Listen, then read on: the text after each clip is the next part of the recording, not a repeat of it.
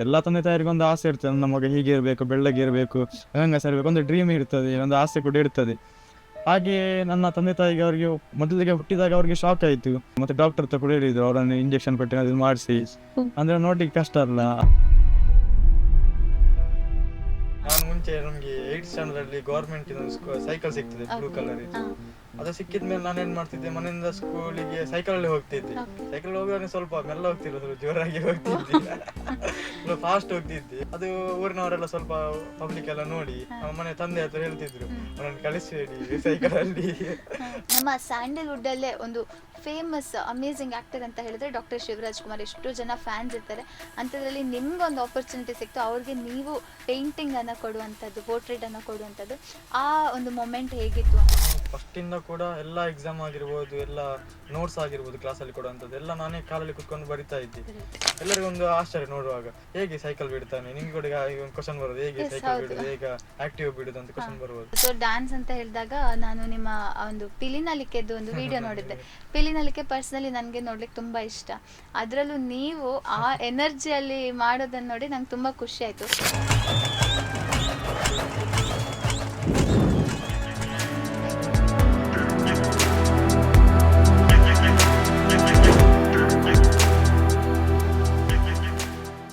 ಎಲ್ಲರಿಗೂ ನಮಸ್ಕಾರ. Welcome to beyond books, where experiences becomes knowledge and personalities become inspiration. ನಮ್ಮ ಇವತ್ತಿನ ಪಾಡ್ಕಾಸ್ಟ್ ಅಲ್ಲಿ ನಮ್ಗೆ ಇನ್ಸ್ಪಿರೇಷನಲ್ ಪರ್ಸನಾಲಿಟಿ ಬೇಕು ಅಂತ ಹುಡುಕಾಟದಲ್ಲಿದ್ದಾಗ ಸಿಕ್ಕಿದ್ದು ಒಂದು ಸ್ಪೆಷಲ್ ಗೆಸ್ಟ್ ಅಂತ ಹೇಳಿದ್ರೆ ಅವರು ಕೌಶಿಕ್ ಆಚಾರ್ಯ. ನಮ್ಮ ಜೀವನದಲ್ಲಿ ನಾವು ಎಷ್ಟೋ ಕೆಲಸಗಳಿಗೆ ಸಾಕಷ್ಟು ಎಕ್ಸ್ಕ್ಯೂಸಸ್ ಅನ್ನ ಕೊಟ್ಟು ನಾವು ಅದನ್ನ ತಪ್ಪಿಸ್ಕೊಳ್ತೇವೆ. ಬಟ್ ಲೈಫಲ್ಲಿ ಎಂಥ ದೊಡ್ಡ ಎಕ್ಸ್ಕ್ಯೂಸ್ ಇದ್ರೂ ಕೂಡ ನಾನು ಯಾವುದಕ್ಕೂ ಕಡಿಮೆ ಇಲ್ಲ ಅಂತ ಹೇಳಿ ಸಾಧನೆ ಮಾಡಿದಂತಹ ಒಂದು ವ್ಯಕ್ತಿ ಅಂತ ಹೇಳಿದ್ರೆ ಅದು ಕೌಶಿಕ್ ಆಚಾರ್ಯ. ಇಂಡಿಯಾ ಬುಕ್ ಆಫ್ ರೆಕಾರ್ಡ್ ನಲ್ಲಿ ತಮ್ಮ ಹೆಸರನ್ನ ದಾಖಲಿಸಿದ್ದಾರೆ. ಇವರಿಗೆ ಸ್ಪೆಷಾಲಿಟಿ ಏನ್ ಗೊತ್ತಾ? ಇವರು ಡಿಫ್ರೆಂಟ್ಲಿ ಏಬಲ್ಡ್ ಅಂತ ಹೇಳಿದ್ರೆ 2 ಕೈಗಳು ಕೂಡ ಇಲ್ಲ. ಒಂದು ಕೈ ಸಂಪೂರ್ಣವಾಗಿಲ್ಲ ಅಂದ್ರೆ ಮತ್ತೊಂದು ಕೈಗಳಲ್ಲಿ ಅವರ ಬೆರಳುಗಳಿಲ್ಲ. ಹಾಗೆ ಅವರು ಹುಟ್ಟಿನಿಂದಲೇ ಡಿಫ್ರೆಂಟ್ಲಿ ಏಬಲ್ಡ್ ಆಗಿ ಹುಟ್ಟಿದ್ದು ಕೂಡ ನನ್ಗೆ ಏನು ಕಮ್ಮಿ ಇಲ್ಲ, ಬೇರೆಯವರಿಗೆ ಯಾವುದೇ ಒಂದು ಕೆಲಸದಲ್ಲಿ ನಾನು ಕಡಿಮೆ ಇಲ್ಲ ಅಂತ ಹೇಳಿ ತಮ್ಮ ಕಾಲಿನಿಂದ ಅವರು ಪೇಂಟಿಂಗ್ ಅನ್ನ ಮಾಡಿ ಇವತ್ತು ಇಂಡಿಯಾ ಬುಕ್ ಆಫ್ ರೆಕಾರ್ಡ್ ಅಲ್ಲಿ ತಮ್ಮ ಹೆಸರನ್ನ ದಾಖಲಿಸಿದ್ದಾರೆ. ಇಂಡಿಯಾ ಬುಕ್ ಆಫ್ ರೆಕಾರ್ಡ್ ಅಲ್ಲಿ ಸ್ವಾಮಿ ವಿವೇಕಾನಂದ ಇವರ ಒಂದು ಅಪ್ಸೈಡ್ ಡೌನ್ ಪೇಂಟಿಂಗ್ ಅನ್ನ 3 ನಿಮಿಷದ ಕಾಲಾವಧಿಯಲ್ಲಿ ಗ್ಲೂ ಮತ್ತು ಟರ್ಮರಿಕ್ ಪೌಡರ್ ಅಂತ ಹೇಳಿದ್ರೆ ಗ್ಲೂ ಮತ್ತು ಅರಿಶಿಣದ ಪುಡಿ ಇದನ್ನ ಬಳಸಿ ಇವರು ಪೇಂಟಿಂಗ್ ಮಾಡಿ ತಮ್ಮ ಹೆಸರನ್ನ ದಾಖಲಿಸಿರುವಂತದ್ದು. ಬಂಟ್ವಾಳ ತಾಲೂಕಿನ ಕಂಚಿಗಾರ ಪೇಟೆಯ ನಿವಾಸಿಗಳಾಗಿದ್ದು ಇದೀಗ ಪ್ರಸ್ತುತ ಆಳ್ವಾಸ್ ವಿದ್ಯಾಸಂಸ್ಥೆಯಲ್ಲಿ ಅವರು MSW ಅನ್ನ ಕೂಡ ಮಾಡ್ತಾ ಇದ್ದಾರೆ. ಎಸ್, ನಮಸ್ತೆ ಕೌಶಿಕ್, ನಮ್ಮ ಕಾರ್ಯಕ್ರಮಕ್ಕೆ ಸ್ವಾಗತ. 21 ವರ್ಷದ ವಯಸ್ಸು. ಈ ಒಂದು ವಯಸ್ಸಿನಲ್ಲೇ ಇಷ್ಟೆಲ್ಲ ಸಾಧನೆ, ಅದು ಕೂಡ ನೀವೊಂದು ವಿಶೇಷ ಸಾಧನೆಯನ್ನ ಮಾಡಿದ್ದೀರಾ. ಸೊ ನಿಮ್ಮ ಒಂದು ಆರಂಭದ ಒಂದು ಕಥೆಯನ್ನ ನೀವು ಆರಂಭ ಮಾಡೋದಾದ್ರೆ ಏನ್ ಹೇಳ್ತೀರಾ? ಅದೇ ನೀವು ಇಷ್ಟೆಲ್ಲ ಹೇಳಿದ್ರಿ, ತುಂಬಾ ಥ್ಯಾಂಕ್ಸ್. ಅದಕ್ಕೊಂದು ನಂಗೆ ಅದು ಸಾಧನೆ ಅಂತ ನಂಗೆ ಅನಿಸ್ಲೇ ಇಲ್ಲ ಇಷ್ಟವರೆಗೆ. ನಾನಂದ್ರೆ ಇರುವುದೇ ಹೀಗೆ, ನಾನು ಮಾಡುವ ಏನು ಕೆಲಸಗಳಿದೆ. ಮತ್ತೆ ಮೊದಲನೇದಾಗಿ ನನ್ನ ಜರ್ನಿ ಸ್ಟಾರ್ಟ್ ಆದ ಹೇಗೆ ಅಂತ ಹೇಳಿದ್ರೆ, ನಾನು ಯಾವಾಗ ಬರ್ತಾ ಆಗ್ತೇನೆ ಅಲ್ಲಿಂದ ನಂದು ಜರ್ನಿ ಸ್ಟಾರ್ಟ್ ಆಗ್ತದೆ. ಅದೇ ನಂದು ಬರ್ತ್ ಕೂಡ ಇಲ್ಲಿ ಬಂಟ್ವಾಳದ ಗೌರ್ಮೆಂಟ್ ಹಾಸ್ಪಿಟಲ್ ಆಗಿರುವಂತದ್ದು. ಮತ್ತೆ ನಾನು ಹುಟ್ಟಿದಾಗ ಮೊದಲಿಗೆ ನಾನು ನನ್ನ ತಂದೆ ತಾಯಿಯವರಿಗೆ ಮೊದಲಿಗೆ ಶಾಕ್ ಆಯ್ತು. ಎಲ್ಲಾ ತಂದೆ ತಾಯಿಯರಿಗೆ ಒಂದು ಆಸೆ ಇರ್ತದೆ, ನನ್ನ ಮಗ ಹೀಗೆ ಇರಬೇಕು, ಬೆಳ್ಳಗೆ ಇರಬೇಕು, ಗಂಗಸ ಇರಬೇಕು, ಒಂದು ಡ್ರೀಮ್ ಇರ್ತದೆ, ಒಂದು ಆಸೆ ಕೂಡ ಇರ್ತದೆ. ಹಾಗೆ ನನ್ನ ತಂದೆ ತಾಯಿಗೆ ಅವರಿಗೆ ಮೊದಲಿಗೆ ಹುಟ್ಟಿದಾಗ ಅವರಿಗೆ ಶಾಕ್ ಆಯ್ತು. ಅಲ್ಲಿ ಸೇರಿದಂತ ನನ್ನ ಮನೆಯವರಾಗಿರ್ಬೋದು, ಅವರಿಗೆಲ್ಲ ಕೂಡ ಒಂದು ಶಾಕ್ ಆಯ್ತು, ಹೇಗೆ ಇವರನ್ನು ಸಾಕುದು. ಅಂದ್ರೆ ಅವರಿಗೆ ಇಷ್ಟವರೆಗೆ ಆ ತರದ ಮಗು ನೋಡ್ಲೇ ಇರ್ಲಿಲ್ಲ. ಅವರಿಗೆ ಒಂದು ಐಡಿಯಾ ಬರಲಿಲ್ಲ, ಹೇಗೆ ಏನು ಸಾಕುದು, ಹೇಗೆ ನಮ್ದು ಒಂದು ಬಡತನದ ಒಂದು ಕುಟುಂಬ ಆದ್ರಿಂದ ಹೇಗೆ ಮುಂದೆ ಎಜುಕೇಶನ್ ಹೇಗೆ ಮಾಡುದು, ಏನಾದ್ರು ಮಾಡಿಸ್ಬೇಕಲ್ಲ ಅಂತ ಹೇಳಿ ಅವರಿಗೆ ಮೊದಲಿಗೆ ಒಂದು ತಂದೆ ತಾಯಿಗೆ ಮೊದಲಿಗೆ ಶಾಕ್ ಆಯ್ತು, ಹೇಗೆ ಓದಿಸುದು. ತದನಂತರ ತಂದೆ ಕೂಡ ಹೇಳಿದ್ರು ಹೇಗೆ ಇದು ಮಾಡುದು. ಮತ್ತೆ ಡಾಕ್ಟರ್ ಹತ್ರ ಕೂಡ ಹೇಳಿದ್ರು, ಅವರನ್ನು ಇಂಜೆಕ್ಷನ್ ಕೊಟ್ಟು ಮಾಡಿಸಿ, ಅಂದ್ರೆ ನೋಡ್ಲಿಕ್ಕೆ ಕಷ್ಟ ಅಲ್ಲ ಆ ತರ ಒಂದು ಹೇಳಿದ್ರು. ಅವರಂದ್ರೆ ಇದರ ಈ ಪರಿಸ್ಥಿತಿ ನಮ್ದು ಹಾಗೆ ಇತ್ತು, ಇದರಿಂದ ಹಾಗೆ ಹೇಳಿದ್ರು. ಮತ್ತೆ ಅಲ್ಲಿ ಡಾಕ್ಟರ್ ಕೂಡ ಹೇಳಿದ್ರು, ಒಳ್ಳೆ ಇದೆಲ್ಲ ನಂಗೆ ತಾಯಿ ಸ್ವಲ್ಪ ಬೆಳೆದ ನಂತರ ತಾಯಿ ಇದೆಲ್ಲ ನಂಗೆ ವಿಷಯ ಹೇಳಿದ್ರು. ಹಾಗೆ ಮತ್ತೆ ಅಲ್ಲಿ ಡಾಕ್ಟರ್ ಹೇಳಿದ್ರಂತೆ, ಇವರನ್ನು ಸಾಕಿ ಮುಂದಕ್ಕೆ ನೀವು ಏನಾದ್ರು ಒಳ್ಳೇದಾಗ್ಬಹುದು ಅಂತ ಕೂಡ ಅವರು ಕೂಡ ಒಂದು ಪ್ರೇರಣೆ ಮಾತು ಕೂಡ ಹೇಳಿದ್ರು. ಇದಕ್ಕೆಲ್ಲ ಎಲ್ಲ ಇದು ನನ್ನದು ಏನೀಗ ನಾನು ಕಲ್ತಿರ್ಬೋದು, ಏನಾದ್ರು ಮಾಡ್ತಿರ್ಬೋದು ಅಂತ ಹೇಳಿದೆ. ನಾನೆಲ್ಲದಕ್ಕೆ ಏನು ಇನ್ಸ್ಪಿರೇಷನ್ ಏನಿದ್ರು ಕೂಡ ಅದೆಲ್ಲ ನನ್ನ ತಾಯಿ. ಯಾಕೆ ತಾಯಿ ಅಂತ ಹೇಳ್ತೇನೆ ಅಂದ್ರೆ, ನಾನೊಂದು ಶಾಲೆಗೆ ಹೋಗ್ಬೇಕಾದ್ರೆ ಬರೀಲಿಕ್ಕೆ ಗೊತ್ತಬೇಕು, ಓದ್ಲಿಕ್ಕೆ ಗೊತ್ತಬೇಕು. ಹಾಗೆ ನಂಗೆ ಮೊದಲಿಗೆ ಬರೀಲಿಕ್ಕೆ ಕಲಿಸಿ ನನ್ನ ತಾಯಿ. ಅವರಂದ್ರೆ ಮೊದಲಿಗೆ ಈಗ ಶಾಲೆಗೆ ಹೋಗ್ಬೋದು, ಬರೀಲಿಕ್ಕೆ ಗೊತ್ತಬೇಕು, ಬರಿಬೇಕಲ್ಲ, ಕಲಿಬೇಕು, ಬರಿಬೇಕು. ಹಾಗೆ ಬರೀದು ಹೇಗೆ ಅಂತ ಒಂದು ಆಲೋಚನೆಯಿಂದ ನನ್ನ ಕೈಯಲ್ಲಿ ಕಡ್ಡಿ ಇಟ್ಟು ಮೊದಲಿಗೆ ಗೀಸಲಿಕ್ಕೆ ಏನು ಬರೀಲಿಕ್ಕೆ ಆಗ್ತದೆ ಅಂತ ಟ್ರೈ ಮಾಡಿಸಿದ್ರು. ಅದು ಆಗದಿದ್ದಾಗ ಮತ್ತೆ ಕಾಲಿನ ಬೆರಳಲ್ಲಿ ಕಡ್ಡಿಯನ್ನು ಇಟ್ಟು ಗೀಸಲಿಕ್ಕೆ ಮೊದಲಿಗೆ ಕಲಿಸಿದ್ರು. ತದನಂತರ ಅದು ನಾನು ಅಂಗನವಾಡಿಗೆ ಹೋದೆ. ಅಲ್ಲಿ ಸ್ವಲ್ಪ ಕಲಿತೆ, ಬರಿದೆ. ಮತ್ತೆ ಸ್ಕೂಲಲ್ಲಿ ಕೂಡ ಹಾಗೆ ನಂಗೆ ಒಳ್ಳೆ ಸಪೋರ್ಟಿವ್ ಟೀಚರ್ಸ್ ಕೂಡ ಸಿಕ್ಕಿದ್ರು. ಅವನಿಗೆ ಬರ್ಲಿಕ್ಕೆಲ್ಲ ಕಷ್ಟ ಆಗ್ತದೆ, ನೆಲದಲ್ಲಿ ಚೌಕಿ ಎಲ್ಲ ಹಾಕಿ ಅಲ್ಲಿ ಬರಿತಾ ಕಲಿಸಿದ್ರು. ಹಾಗೆ ಮತ್ತೆ ಊಟ ಮಾಡೋದು ಕೂಡ ಹಾಗೆ, ಹೇಗೆ ಊಟ ಮಾಡುದು. ನನ್ನ ತಾಯಿ ಕೂಡ ಮನೆಯಲ್ಲಿ ಇದು ಕಾಲಿನ ಬೆರಳಲ್ಲಿ ಸ್ಪೂನ್ ಎಲ್ಲ ಇಟ್ಟು ಊಟ ಮಾಡಿಸಿದ್ರು. ಆತರ ಎಲ್ಲ ಇದು ಮಾಡಿಸಿದ್ರು. ಅದು ಸ್ವಲ್ಪ ಕಷ್ಟ ಆಯ್ತು. ತದನಂತರ ನಾನು ಬೆರಳಲ್ಲಿ ಬದಿಗೆ ಮಾಡಿ ಊಟ ಮಾಡಿಸಿ. ಅದೇ ನಾನೊಂದು ಈಗ ಹೇಳ್ಬೇಕಾದ್ರೆ ನಂಗೆ ಮೊದಲೇದಾಗಿ ಸ್ಕೂಲ್ ನ ಟೈಮಲ್ಲಿ ಒಬ್ಬ ಫ್ರೆಂಡ್ ಕೂಡ ಇದ್ದ, ನಂಗೆ ಬಿಸಿ ಊಟ ಎಲ್ಲ ತರ್ಲಿಕ್ಕೆ ತಗೊಳ್ಳಿಕ್ಕೆ ಕಷ್ಟ ಆಗ್ತದೆ ಅಂತ ಹೇಳಿ. ಅವನು ಕೂಡ ಸ್ವಲ್ಪ ಹೆಲ್ಪ್ ಮಾಡಿದ್ದ, ಮತ್ತೆ ಊಟ ಕೂಡ ಬಾಯಿ ಕೊಡ್ತಿದ್ದ. ಅವನು ಕೂಡ ನಾನು ಈ ಸಮಯದಲ್ಲಿ ನೆನಪಿಸ್ಕೊಳ್ತೇನೆ. ಹಾಗೆ ಮತ್ತೆ ನಂತರ ಒಂದು ಸ್ಕೂಲ್ ನ ಜರ್ನಿ ಆಯ್ತು. ಮತ್ತೆ ನಂಗೆ ವಿದ್ಯಾಭ್ಯಾಸ ಜೊತೆಗೆ ನಂಗೆ ಕಾಂಪಿಟೇಷನ್ ಆಗ್ತದೆ ಸ್ಕೂಲ್ ಲೆವೆಲ್ ಎಲ್ಲ, ಪ್ರತಿಭಾ ಕಾರಂಜಿ, ಡ್ರಾಯಿಂಗ್ ಕಾಂಪಿಟೇಷನ್ ಆಗಿರ್ಬೋದು, ಡ್ಯಾನ್ಸ್ ಆಗಿರ್ಬೋದು, ಅಥವಾ ಆಯಮಣ್ಣಿನ ಮಾದಿರ ಆಗಿರ್ಬೋದು. ಇದ್ರಲ್ಲಿ ನಂಗೆ ಬಾರಿ ತುಂಬಾ ಇಂಟ್ರೆಸ್ಟ್. ಇದರಲ್ಲಿ ಕಲಿಯೋದ್ರಲ್ಲಿ ಆಸಕ್ತಿ ಅಷ್ಟು ಇಲ್ಲದಿದ್ರು ಕೂಡ ಅದ್ರಲ್ಲಿ ಇದ್ದೆ. ಆದ್ರೆ ಇದ್ರಲ್ಲಿ ನಂಗೆ ಬಾರಿ ಇಂಟ್ರೆಸ್ಟ್. ಏನಾದ್ರು ಕಾಂಪಿಟೇಷನ್ ಆಗ್ತಿದ್ರು ಕೂಡ ಮತ್ತೆ ಟೀಚರ್ಸ್ ಕೂಡ ಹೇಳ್ತಾರೆ ಅದಕ್ಕೆ ಜಾಯ್ನ್ ಆಗು. ಮೊದಲೇ ನಾನೊಂದು ಡ್ರಾಯಿಂಗ್ ಮಾಡಿದ್ದೆ, ಒಂದು ಗಿಳಿದ್ದೊಂದು ಡ್ರಾಯಿಂಗ್ ಮಾಡಿದ್ದೆ. ನಾನು ಡ್ರಾಯಿಂಗ್ ಕೂಡ ಕಲ್ತದ್ದು ಹೇಗಂತ ಹೇಳಿದ್ರೆ, ನನ್ನ ಲೀಫ್ ಇದೊಂದು ಚಿತ್ರ ಮಾಡ್ತಾ ಇದ್ದ, ಅದನ್ನ ನೋಡಿ ಕಲ್ತಿದ್ದೆ. ನಾನು ಎಷ್ಟವ್ರಿಗೆ ಏನಾದ್ರು ಕಲ್ತಿರ್ಬೋದು ಅಥವಾ ಏನಾದ್ರು ಮಾಡ್ತಿರ್ಬೋದು, ಅದು ಹೆಚ್ಚಾಗಿ ನಾನು ನೋಡಿ ಕಲ್ತಿರುವಂತದ್ದು. ಯಾವುದೇ ಕ್ಲಾಸಿಗೆ ಕೂಡ ಹೋಗ್ಲಿಲ್ಲ, ಏನು ಇದು ಮಾಡಿಲ್ಲ, ಹೆಚ್ಚಾಗಿ ನೋಡಿ ಕಲ್ತದ್ದು. ಹಾಗೆ ಆ ಒಂದು ಗಿಳಿದ್ದು ಡ್ರಾಯಿಂಗ್ ಮೊದಲು ನಾನು ಪ್ರತಿಭಾ ಕಾರಂಜಿ ಮಾಡಿದ್ದೆ. ಅದ್ರಲ್ಲಿ ನಂಗೆ ಮೊದಲು ಫಸ್ಟ್ ಪ್ರೈಸ್ ಸಿಕ್ಕಿದ್ದು, ಒಂದು ಚಿಕ್ಕ ಕಪ್. ಅದು ಕೂಡ ಈಗ ಉಂಟು, ಅದು ಕೂಡ ನನ್ನ ಖುಷಿಯ ವಿಚಾರ. ಓಕೆ, ಸೊ ಈಗ ನಿಮ್ಮ ಒಂದು ಸ್ಟಾರ್ಟಿಂಗ್ ಇಂದ ನಾನು ಕೇಳ್ತಾ ಇದ್ರೆ ಸ್ವಲ್ಪ ಎಮೋಷನ್ಸ್ ಏನು ಬರ್ತದೆ, ಅದ್ರ ಜೊತೆಗೆ ತುಂಬಾ ಖುಷಿ ಆಗ್ತದೆ ನಿಮ್ಮ ನಂತರದ ಜರ್ನಿ ನೋಡಿದ್ರೆ. ಸ್ಟಾರ್ಟಿಂಗ್ ಅಲ್ಲಿ ನಿಮ್ಮ ತಂದೆಯವರು ಬೇಡ ಮಗು ಕಷ್ಟ ನೋಡ್ಲಿಕ್ಕೆ ಆಗಲ್ಲ ಅಂತ ಇಂಜೆಕ್ಷನ್ ಕೊಟ್ಟು ಏನಾದ್ರು ಮಾಡಿ ಅಂತ ಡಾಕ್ಟರ್ಗೆ ಹೇಳಿದ್ರು. ಬಟ್ ಆ ಡಾಕ್ಟರ್ದು ಹೆಸರು ನಾನು ನೆನಪಿದ್ಯಾ ಕೌಶಿಕ್ ನಿಮ್ಗೆ? ಓಕೆ, ಸೊ ಈ ಸಂದರ್ಭದಲ್ಲಿ ಆ ಡಾಕ್ಟರ್ಗೆ ಒಂದು ದೊಡ್ಡ ಥ್ಯಾಂಕ್ಸ್ ಹೇಳ್ಬೇಕು, ಬಿಕಾಸ್ ಅವರು ನಿಮ್ಮ ಅಮ್ಮನಿಗೆ ಆ ಸಮಯದಲ್ಲಿ ಪ್ರೇರಣೆ ಕೊಟ್ರು. ಅದಾದ ನಂತರ ಒಂದು ತಾಯಿ ಯಾವತ್ತೂ ಹೇಳ್ತಾರೆ, ಮನೆಯೇ ಮೊದಲ ಪಾಠಶಾಲೆ, ತಾಯಿಯೇ ಮೊದಲ ಏನು ಗುರು ಅಂತ ಹೇಳ್ತಾರೆ. ಹಾಗಾಗಿ ನಿಮ್ಮ ಲೈಫ್ ಅಲ್ಲಿ ಅದು ಖಂಡಿತ, ಎಲ್ಲರ ಲೈಫಲ್ಲೂ ಹೆಚ್ಚಾಗಿ ನಮ್ಮ ತಾಯಿಯಂದಿರೇ. ಈಗ ನನ್ನ ಲೈಫಲ್ಲೂ ನನಗೆ ತಾಯಿಯೇ ಒಂದು ತುಂಬಾ ಏನು ಇನ್ಸ್ಪಿರೇಷನ್ ಅಂತ ಹೇಳ್ಬೋದು, ಅಥವಾ ಸಾಕಷ್ಟು ನನ್ಗೆ ಇದ್ ಮಾಡ್ತಾರೆ. ಬಟ್ ಅದರ ಜೊತೆಗೆ ನಿಮ್ಮ ವಿಷಯದಲ್ಲಿ ನಿಮ್ಮದೊಂದು ಬಡ ಕುಟುಂಬ ಅಂತ ಹೇಳಿದ್ರಿ, ಒಂದು ಪುಟ್ಟ ಹಳ್ಳಿಯ ವಾತಾವರಣ. ಅಂಥದ್ರಲ್ಲಿ ನಿಮ್ಮ ತಾಯಿ ಆ ಒಂದು ಸಂದರ್ಭದಲ್ಲಿ ಧೈರ್ಯ ತಗೊಂಡು ನಿಮ್ಮನ್ನ ಸಾಕುವಂತ ನಿರ್ಧಾರ ಮಾಡಿದ್ರು. ಅದ್ರ ಜೊತೆಗೆ ಸಾಕೋದಂತ ಹೇಳಿದ್ರೆ ಬರೀ ನನ್ನ ಮಗ ಬದುಕ್ಬೇಕು ಅಂತ ಅಲ್ಲ, ನನ್ನ ಮಗ ಎಲ್ಲ ಮಕ್ಕಳ ಹಾಗೆ ಬದುಕ್ಬೇಕು ಅಂತ ಪಣ ತೊಟ್ಟು ಅವರು ಪ್ರಯತ್ನಿಸಿದ್ದಾರೆ. ಸೊ ಇವಾಗ ನಿಮ್ಮ ತಾಯಿ ನಿಮ್ಮ ಒಂದಿಗೆ ಈಗ ಒಂದಷ್ಟು ಹಂಚ್ಕೊಂಡ್ರಿ ನಮ್ಮೊಂದಿಗೆ, ಅವ್ರು ಹೇಗೆ ಬರೆಸ್ಲಿಕ್ಕೆ ಕಲಿಸಿದ್ರು ಅಂತ. ಇನ್ನು ಒಂದಷ್ಟು ಅವರೊಟ್ಟಿಗೆ ನೆನಪುಗಳನ್ನ ಹೇಳ್ಬೋದಾ? ಅದೇ, ನಾನು ಸ್ವಲ್ಪ ಚಿಕ್ಕದಿರುವಾಗ ಸ್ವಲ್ಪ ಚುರುಕ ಇದ್ದೇನೆ ಅಂತ ಹೇಳ್ತಿದ್ರು. ಮತ್ತೆ ನಂಗೆ ಎದ್ದು ನಿಲ್ಲಿಕ್ಕೆಲ್ಲ ಗೋಡೆಯ ಸಹಾಯದಿಂದ ಎಲ್ಲ ನಿಲ್ತಿದ್ದೆ. ಮತ್ತೆ ಊಟ ಮಾಡಿಸಿದವರು ಎಲ್ಲ ಪ್ರತಿ ವಿಷಯ ನಾನು ಹೇಳಿದೆ, ಇನ್ಸ್ಪಿರೇಷನ್ ತಾಯಿ ಅಂತ ಹೇಳಿದೆ. ನನ್ನದು ಬರಿದಾಗಿರ್ಬೋದು ಅಥವಾ ಏನು ಮಾಡುದಿದ್ರು ಕೂಡ ನನ್ನ ತಾಯಿಯೇ ಆವಾಗ ಆ ನಿರ್ಧಾರ ತಗೊಳ್ಳದಿದ್ದಿದ್ರೆ ನಾನೀಗ ಎಲ್ಲಿ ಒಂದು ಮೂಲೆಯಲ್ಲಿ ಏನಾದ್ರು ಕೂತ್ಕೊಳ್ದಿರ್ಬೋದು, ನಿಮ್ಮ ಹತ್ರ ಕೂಡ ಮಾಡ್ಲಿಕ್ಕೆ ಕೂಡ ಇರ್ಲಿಲ್ಲ. ಅವರ ಆ ಒಂದು ಡಿಸಿಷನ್ ಆಗಿರ್ಬೋದು, ಅಥವಾ ಅವರನ್ನ ಬೇರೆಯವ್ರ ತರ ಕಲಿಬೇಕು, ಓದ್ಬೇಕು ಅಂತ ಹೇಳಿ ಅವರು ಕೂಡ ನನ್ನನ್ನು ನಮ್ಮಂತವರ ಶಾಲೆ ಕೂಡ ಸೇರಿಸ್ಲಿಲ್ಲ. ಬೇರೆಯವರು ಕಲಿಯುವಂತ ಶಾಲೆಯಲ್ಲಿ ಬೇರೆಯವ್ರ ತರ ಅವರ ಜೊತೆ ಬೆರೆದುಕೊಂಡು ಅವರ ಹಾಗೆ ಕಲಿತು ಒಳ್ಳೆ ಒಂದು ವಿದ್ಯಾರ್ಥಿ ಅಥವಾ ಒಳ್ಳೆ ಒಂದು ಉದ್ಯೋಗ ಪಡಿಬೇಕಂತ ಅವರ ಒಂದು ಗಟ್ಟಿ ಧೈರ್ಯದ ಮನಸ್ಸಿಂದ ಇದೆಲ್ಲ ಕಲ್ತಿರ್ಬೋದು, ಇದೆಲ್ಲ ಮಾಡ್ತಿರ್ಬೋದು. ಹಾಗೆ ಅವ್ರು ನಾನು ಏನೇ ಇದ್ರು ಕೂಡ ಅವರೇ ನನ್ನ ತಾಯಿ. S, great. ಆಕ್ಚುಲಿ ವೀಕ್ಷಕರೇ, ಇವರ ಒಂದು ನಾವು ರಿಸರ್ಚ್ ಮಾಡುವಾಗ ನನಗೆ ಇವರ ಒಂದು ಬಯೋಡೇಟಾ ಇತ್ತೀಚೆಗೆ ಎಷ್ಟೇ ಟೆಕ್ನಾಲಜಿ ಮುಂದುವರೆದಿದ್ರು ಕೂಡ ನಾವು ಹೆಚ್ಚಾಗಿ ಟೈಪ್ ಮಾಡಿ ಕಳಿಸ್ತೇವೆ, PDF ಫಾರ್ಮಲ್ಲಿ ಕಳಿಸ್ತೇವೆ. ತುಂಬಾ ಇನ್ಸ್ಪೈರ್ ಆಗಿದೆ ಏನಂದ್ರೆ ಇವರು ಸ್ವತಃ ಬರ್ದು ಕಳಿಸಿದ್ರು. ಅಂಡ್ ಎಸ್, ನಾನು ಅದ ಫೋಟೋಸ್ ಅನ್ನ ಇಲ್ಲಿ ಹಾಕ್ತೇನೆ. ನಂಗೆ ನೋಡಿ ತುಂಬಾ ಖುಷಿ ಆಯ್ತು.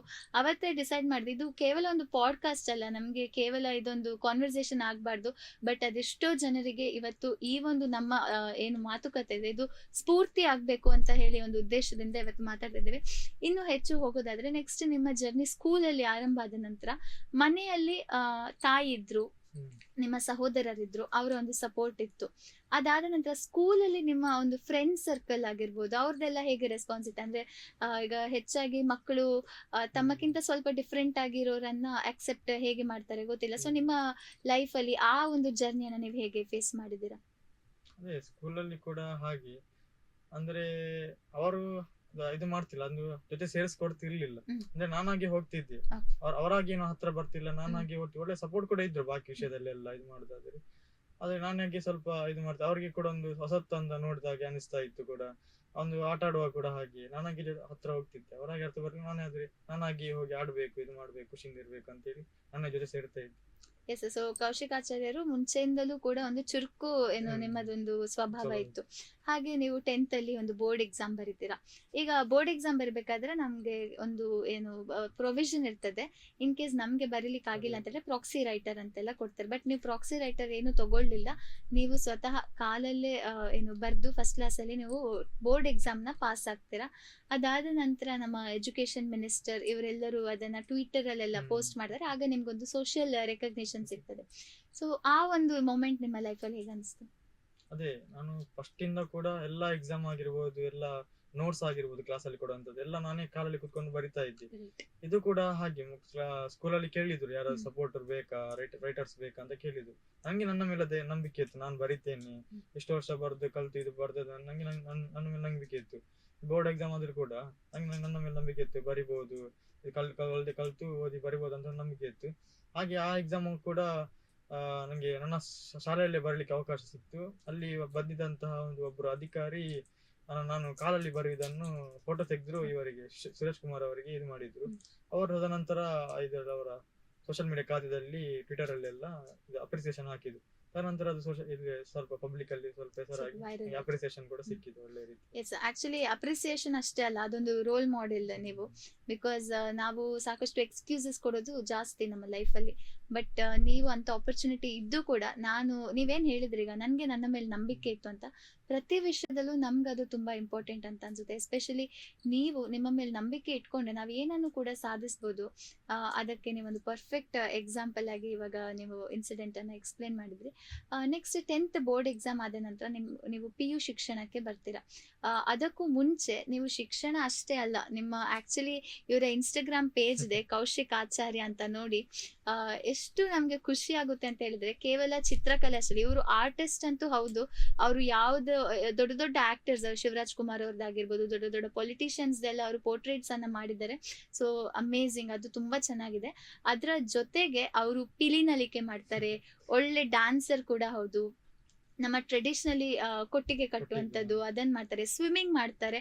ಸೊ ಈ ಎಲ್ಲ ಆಸಕ್ತಿಗಳು, ಈ ಎಲ್ಲ ಹವ್ಯಾಸಗಳನ್ನ ನೀವು ಹೇಗೆ ಕಲ್ತ್ರಿ, ಹೇಗೆ ಬೆಳೆಸ್ಕೊಂಡ್ರಿ? ಅದೇ ಇದೆಲ್ಲ ಹವ್ಯಾಸ, ಈ ಡ್ರಾಯಿಂಗ್, ಡ್ಯಾನ್ಸ್ ಎಲ್ಲ ಆಗಿರ್ಬೋದು. ಅದೇ ನಾನೀಗ ಸ್ಕೂಲ್ ಟೈಮ್ ಹೇಳುದಾದ್ರೆ, ನಂದು 8th 9th 10th ಅಲ್ಲಿ ನನ್ನ ಪ್ರತಿಭಾ ಕಾರಂಜಿ ನೃತ್ಯ ಎಲ್ಲ ಇರ್ತದೆ, ನೃತ್ಯ ಇತ್ತು, ಡ್ರಾಯಿಂಗ್ ಎಲ್ಲ ಇತ್ತು. ಅದ್ರಲ್ಲಿ ನಂದು ನೃತ್ಯದ ಒಂದು ಟೀಮ್ ಇತ್ತು, ಜನಪದ ನೃತ್ಯ ಅಂತ. ಅದರಲ್ಲಿ ಕೂಡ ನಾವು 2 ವರ್ಷ ಸ್ಟೇಟ್ ಲೆವೆಲ್ ಅಲ್ಲಿ ಕೂಡ ಪ್ರೈಸ್ ಪಡೆದಿದ್ದೇವೆ. ಅದು ಕೂಡ ನಂಗೆ ಒಂದು ನೆನಪಿರುವಂತ ಒಂದು ವಿಷಯ, ಖುಷಿ ವಿಚಾರ ಅದು ಕೂಡ. ಹಾಗೆ ಇದು ಕೂಡ ನಂದು 10th ಆದ್ಮೇಲೆ ನಂದು ಎಕ್ಸಾಮ್ ಅಲ್ಲಿ ಸ್ವಲ್ಪ ಹೆಸರೆಲ್ಲ ಆಯ್ತು. ಆಮೇಲೆ ನಮ್ದು ಅವರು ಆಗಿನ ಶಿಕ್ಷಣ ಸಚಿವ ಸುರೇಶ್ ಕುಮಾರ್ ಅವರು ನನ್ನನ್ನು ಪೊಳಲಿಯಲ್ಲಿ ಅಜರೇಶ್ವರಿ ಟೆಂಪಲ್ ಅಲ್ಲಿ ಮೀಟ್ ಆಗ್ಲಿಕ್ಕೆ ಹೇಳಿದ್ರು. ನನ್ನನ್ನು ಅವರ ಮುಂದೆ ಒಂದು ಕಾಲಲ್ಲಿ ಬರೆಸಿಕೊಂಡು ಆ ಶೀಟ್ ಅನ್ನು ಇಟ್ಕೊಂಡು ಕೂಡ ಹೋಗಿದ್ರು.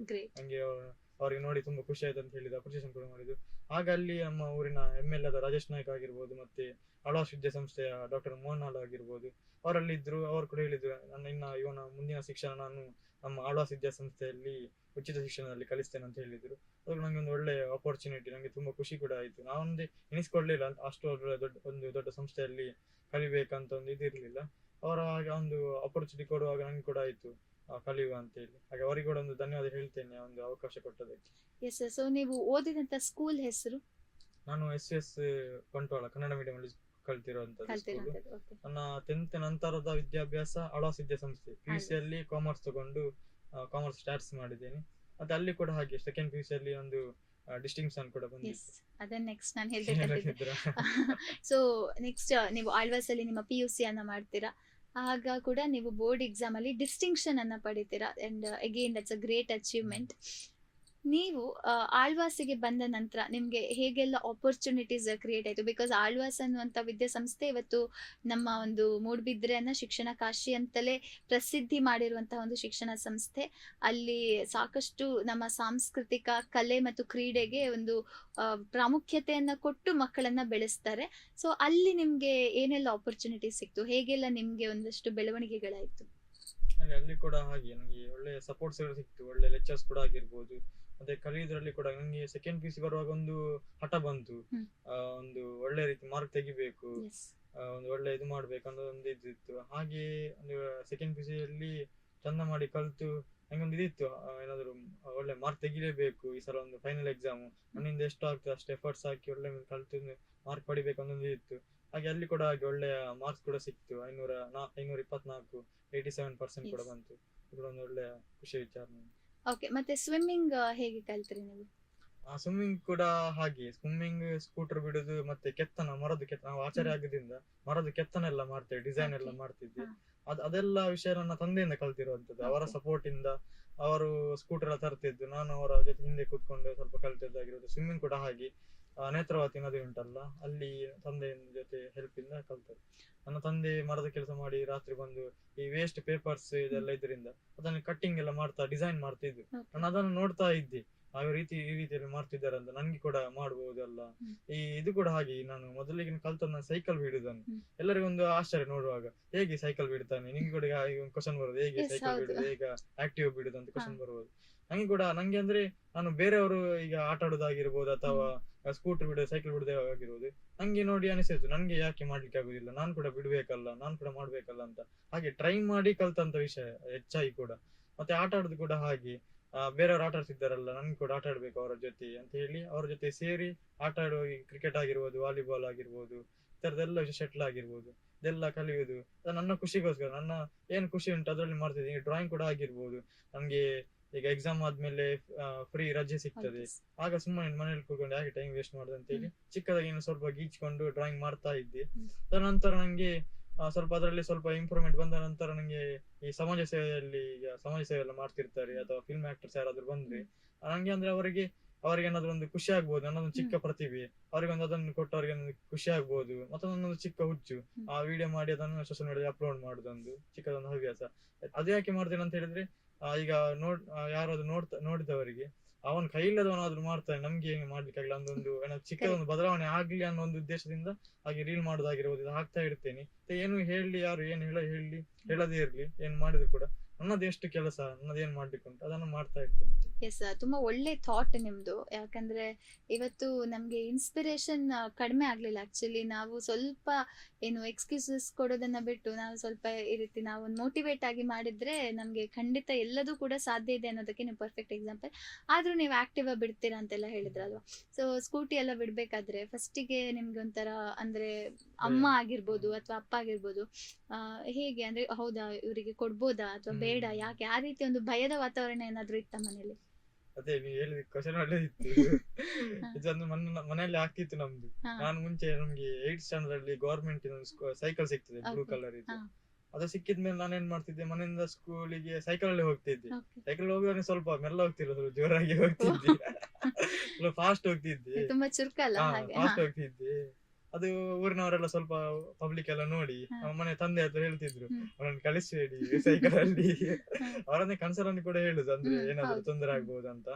ಅದು ನಂಗೆ ಅದರಲ್ಲಿ ನಂಗೆ ಸ್ವಲ್ಪ ಆಸಕ್ತಿ, ಅದ್ರಲ್ಲಿ ಹೋಗುದು, ಅದು ಮಾಡುದು ಅಂದ್ರೆ. ಹಾಗೆ ಸೈಕಲ್ ಅಲ್ಲಿ ಕೂಡ ಹೋಗ್ತಾ ಇದ್ದೆ. ಮನೇಲಿ ಕೂಡ ನಂಗೆ ತಾಯಿಗೆ ಕೂಡ ಎದರ್ತಾರೆ ಸ್ಕೂಟಿ ಕೊಡುದು. ನಂಗೆ ಹೊರಗೆಲ್ಲಿ ತಗೊಂಡು ಹೋಗುದಿಲ್ಲ ಅಷ್ಟು ದೂರ, ಇಲ್ಲೇ ಮನೆ ಹತ್ರದ ಅಂಗಡಿಗೆಲ್ಲ ಹೋಗಿದ್ದೆ, 2 ವೀಲರ್ ತಗೊಂಡು ಹೋಗಿದ್ದೆ. ಅಂದ್ರೆ ನಂಗೆ ಅದನ್ನು ಕಲಿಬೇಕು, ನಾನು ಕೂಡ ಮಾಡ್ಬೇಕು ಅಂತ ಸ್ಕೂಟರ್ ಕಲ್ತದ ಅಷ್ಟೇ. ನಂಗೆ ಅದು ಗವರ್ಮೆಂಟ್ ಇದೊಂದು ಸಿಗುವಂತ ಸ್ಕೂಟರ್, ಅದಕ್ಕೆ ಮಾತ್ರ ನಂಗೆ ಲೈಸೆನ್ಸ್ ಕೊಡುದು. ನಾರ್ಮಲ್ 2 ವೀಲರ್ ಗೆ ನಮ್ಗೆ ಹೊರಗೆ ತಗೊಂಡು ಹೋಗ್ಲಿಕ್ಕೆ ಇಲ್ಲ. ಸೊ ಇವಾಗ ಆಕ್ಚುಲಿ ನಾವು ನಾರ್ಮಲಿ ನಮ್ಮ 2 ಕೈಗಳಿಂದ ಏನೆಲ್ಲ ಕೆಲಸ ಮಾಡ್ತೇವೆ, ಬಹುಶಃ ಅದಕ್ಕಿಂತ ಜಾಸ್ತಿ ಕೆಲಸನ ನೀವೆಲ್ಲ ಕೂಡ ಕಲ್ತಿದ್ದೀರಾ. ಈಗ ನನ್ಗೊಂದು ಆಸ್ ಅ ಡಾಕ್ಟರ್ ಓದ್ತಾ ಇರೋಳಾಗಿ ನಮ್ಗೆ ಏನಂದ್ರೆ ಹೆಚ್ಚಾಗಿ ನಮ್ಮ ಅನಾಟಮಿಕಲಿ ನಮ್ಮ ಒಂದು ಬಾಡಿಯ ಪ್ರತಿಯೊಂದು ಅಂಗವು ಈ ಕೆಲಸಕ್ಕೆ ಅಂತ ನಮ್ಗೆ ಡಿಸೈನ್ ಆಗಿರ್ತದೆ. ಸೊ ಕೈಯಲ್ಲಿ ಮಾಡುವಂತ ಕೆಲಸಗಳು ಅಷ್ಟು ಈಸಿಲಿ ನಮ್ಗೆ ಕಾಲ್ ಬೆರಳು, ಈಗ ನೀವು ಬರಿತೀರಾ ಅಷ್ಟು ಈಸಿಲಿ ನಿಮ್ಗೆ ಕಾಲ್ ಬೆರಳಲ್ಲಿ ಬರೀಲಿಕ್ಕೆ ಸಾಧ್ಯ ಇಲ್ಲ. ಸೊ ನಿಮ್ಗೆ ಏನೆಲ್ಲ ಅದರಲ್ಲಿ ಅಂದ್ರೆ ಡಿಫಿಕಲ್ಟೀಸ್, ತೊಂದರೆಗಳು ಏನೆಲ್ಲ ಕಾಣ್ತದೆ? ಅದೇ ಕಾಲಲ್ಲಿ ನನ್ಗೆ ಈಗ ಅಂದ್ರೆ ನನ್ನ ಕೈಯೇ ಕಾಲೇ ಕೈ ತರ ಇದೆ. ಅಂದ್ರೆ ಎಲ್ಲ ಕೆಲಸಗಳು ಸಹ ಹೆಚ್ಚಾಗಿ ನನ್ನ ಕೈ ಮತ್ತೆ ಕಾಲಿಂದ ಹೆಲ್ಪ್ ಇಂದಾನೇ ಮಾಡುವಂತದ್ದು. ಕೆಲವು ಕಡೆ ಸ್ವಲ್ಪ ಕಷ್ಟ ಕೂಡ ಆಗ್ತಿತ್ತು. ಅಂದ್ರೆ ನಂಗೆ ಈಗ ಸ್ವಲ್ಪ ಬೇರೆಯವ್ರು ನೋಡುವಾಗ ಒಂದು ಫುಲ್ ಹ್ಯಾಂಡ್ ಇದು ಶರ್ಟ್ ಹಾಕುವಾಗ ಕೂಡ ನಂಗೆ ಕೂಡ ಹಾಕೋದಿತ್ತಲ್ಲ, ಈಗ ಬೇಸರ ಅಂತಲ್ಲ, ನಂಗೆ ಅನಿಸ್ತಾ ಇತ್ತು.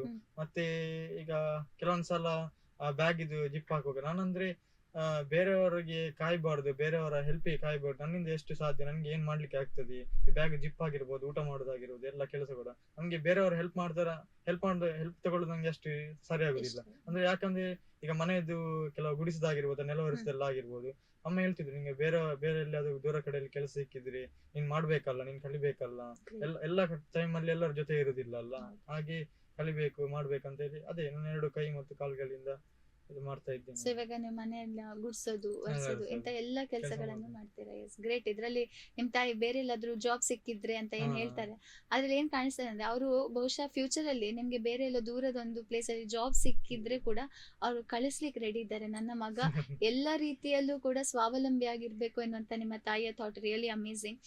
ನೆಕ್ಸ್ಟ್ ಈಗ ನಿಮ್ಗೆ ಸೋಷಿಯಲ್ ಲೈಫ್ ಅಂತ ಬಂದ್ರೆ, ನಿಮ್ಮ ತಾಯಿ ನಿಮ್ಮನ್ನ ಆಕ್ಸೆಪ್ಟ್ ಮಾಡಿ ನಿಮ್ಗೆ ಒಂದು ಲೈಫ್ ಅನ್ನ ಕೊಟ್ರು. ಸೋಷಿಯಲಿ ನೀವೀಗ ಫ್ರೆಂಡ್ಸ್ ಆಗಿರ್ಬೋದು ಅಥವಾ ಹೊರಗಿನ ಈಗ ಅಪರಿಚಿತರು ನಿಮ್ಮನ್ನ ನೋಡುವಂತ ದೃಷ್ಟಿ, ಯಾವತ್ತಾದ್ರೂ ನಿಮ್ಗೆ ಮೆಂಟಲಿ ಅದು ಅಯ್ಯೋ ನಂಗೆ ಸ್ವಲ್ಪ ಡಿಸ್ಕ್ರಿಮಿನೇಟ್ ಮಾಡ್ತಾರೆ ನಮ್ಮ ಸಮಾಜದಲ್ಲಿ ಅಂತ ಅನ್ಸಿದ್ಯಾ? ಡಿಸ್ಕ್ರಿಮಿನೇಟ್ ಅನಿಸಿದೆ. ನನಗೆ ಸ್ವಲ್ಪ ಕೆಳಗೆ ಹೋಗ್ಲಿಕ್ಕೆ ನಾಚಿಕೆ ಆಗ್ತಿತ್ತು. ಅಂದ್ರೆ ಸ್ವಲ್ಪ ಚಿಕ್ಕದಿರುವಾಗ ನಾನು ಎಲ್ಲಿ ಅದು ಫಂಕ್ಷನ್ ಇರ್ಬೋದು, ಮದುವೆ ಇರ್ಬೋದು, ಅಥವಾ ಎಲ್ಲಿಯಾದ್ರೂ ಹೊರಗಿನ ಮನೆ ಫಂಕ್ಷನ್ ಇರ್ಬೋದು, ಅದಕ್ಕೆಲ್ಲ ಹೋಗ್ತಿರ್ಲಿಲ್ಲ. ಅಂದ್ರೆ ಅಲ್ಲಿಗ ಹೋದಾಗ ಅಲ್ಲಿ ಊಟ ಮಾಡಿದಾಗ ಎಲ್ಲ ನನ್ನ ನೋಡ್ತಿದ್ರು. ಆಗ ನಂಗೆ ಅನಿಸ್ತಿತ್ತು ಯಾಕೆ ನನ್ನನ್ನು ಎಲ್ಲರೂ ನೋಡ್ತಿದ್ದಾರೆ, ಹಾಗೆ ನಾನು ಹೀಗಿರುವುದಕ್ಕೆ ಅವ್ರು ನೋಡ್ತಿದ್ದಾರೆ, ಆ ತರ ನಂಗೆ ಭಾವನೆ ಬರ್ತಾ ಇತ್ತು. ಬೇಸರ ಕೂಡ ಆಗ್ತಾ ಇತ್ತು. ನಾನು ಊಟ ಮಾಡುದಿಲ್ಲ ಅಂತ ನನ್ನ ತಾಯಿ ಕೂಡ ಊಟ ಮಾಡದೆ ಬರ್ತಿರೋದು, ಹಾಗೆ ಸ್ವಲ್ಪ ಎಲ್ಲ ಇದಾಗ್ತಾ ಇತ್ತು. ಮತ್ತೆ ಕೆಲವರೆಲ್ಲ ಮೇಲಿಂದ ಕೆಳಗೆ ನೋಡ್ತಾ ಇದ್ರು, ದುರ್ಗುಟ್ಟಿಸಿ ನೋಡ್ತಾರೆ ಅಂತ ಹೇಳ್ತಾರಲ್ಲ, ಆದ್ರೆ ನೋಡ್ತಾ ಇದ್ರು. ಯಾಕೆ ಸ್ವಲ್ಪ ಮುಜುಗರ ಆಗ್ತಿದೆ ಏನಾದ್ರು ಮಾಡ್ಲಿಕ್ಕೆ, ಇದು ಮಾಡ್ಲಿಕ್ಕೆ. ನಾ ಹಿಂಜರಿತಿದ್ದೆ, ಏನಾದ್ರು 4 ಜನ ಸೇರುವ ಕಡೆ ನಾ ಹೋಗ್ತಾ ಇರ್ಲಿಲ್ಲ, ಹಿಂಜರಿಗೆ ಮನೆಯಲ್ಲೇ ಕೂತ್ಕೊಂಡಿದ್ದೆ, ಹೋಗ್ತಾ ಇರ್ಲಿಲ್ಲ ಎಲ್ಲ ಕಡೆ. ಹಾಗೆ ಸೊ ನೀವು as a representative for all differently abled people, ಒಂದು ರೆಪ್ರೆಸೆಂಟೇಟಿವ್ ಆಗಿ ಇವತ್ತು ಜನರಿಗೆ ಏನ್ ಹೇಳ್ತೀರಾ? ಈಗ ಆ ರೀತಿ ಕೆಲವೊಮ್ಮೆ ಏನಾಗ್ತದೆ ಅಂದ್ರೆ ಜನರಿಗೆ ಸ್ವಲ್ಪ ನೋಡುವಾಗ ಸ್ವಲ್ಪ ಡಿಫ್ರೆಂಟ್ ಆಗಿದ್ದಾರೆ, ಆ ರೀತಿ ಒಂದು ಕ್ಯೂರಿಯಾಸಿಟಿಯಲ್ಲಿ ಚೂರು ನೋಡ್ತಾರೆ. ಬಟ್ ಅದು ನಮ್ಗೆ ಹೇಗೆ ಎಫೆಕ್ಟ್ ಆಗ್ತದೆ ಅನ್ನುವಂಥದ್ದು ಅವ್ರ ಮೈಂಡಿಗೆ ಬರೋದಿಲ್ಲ.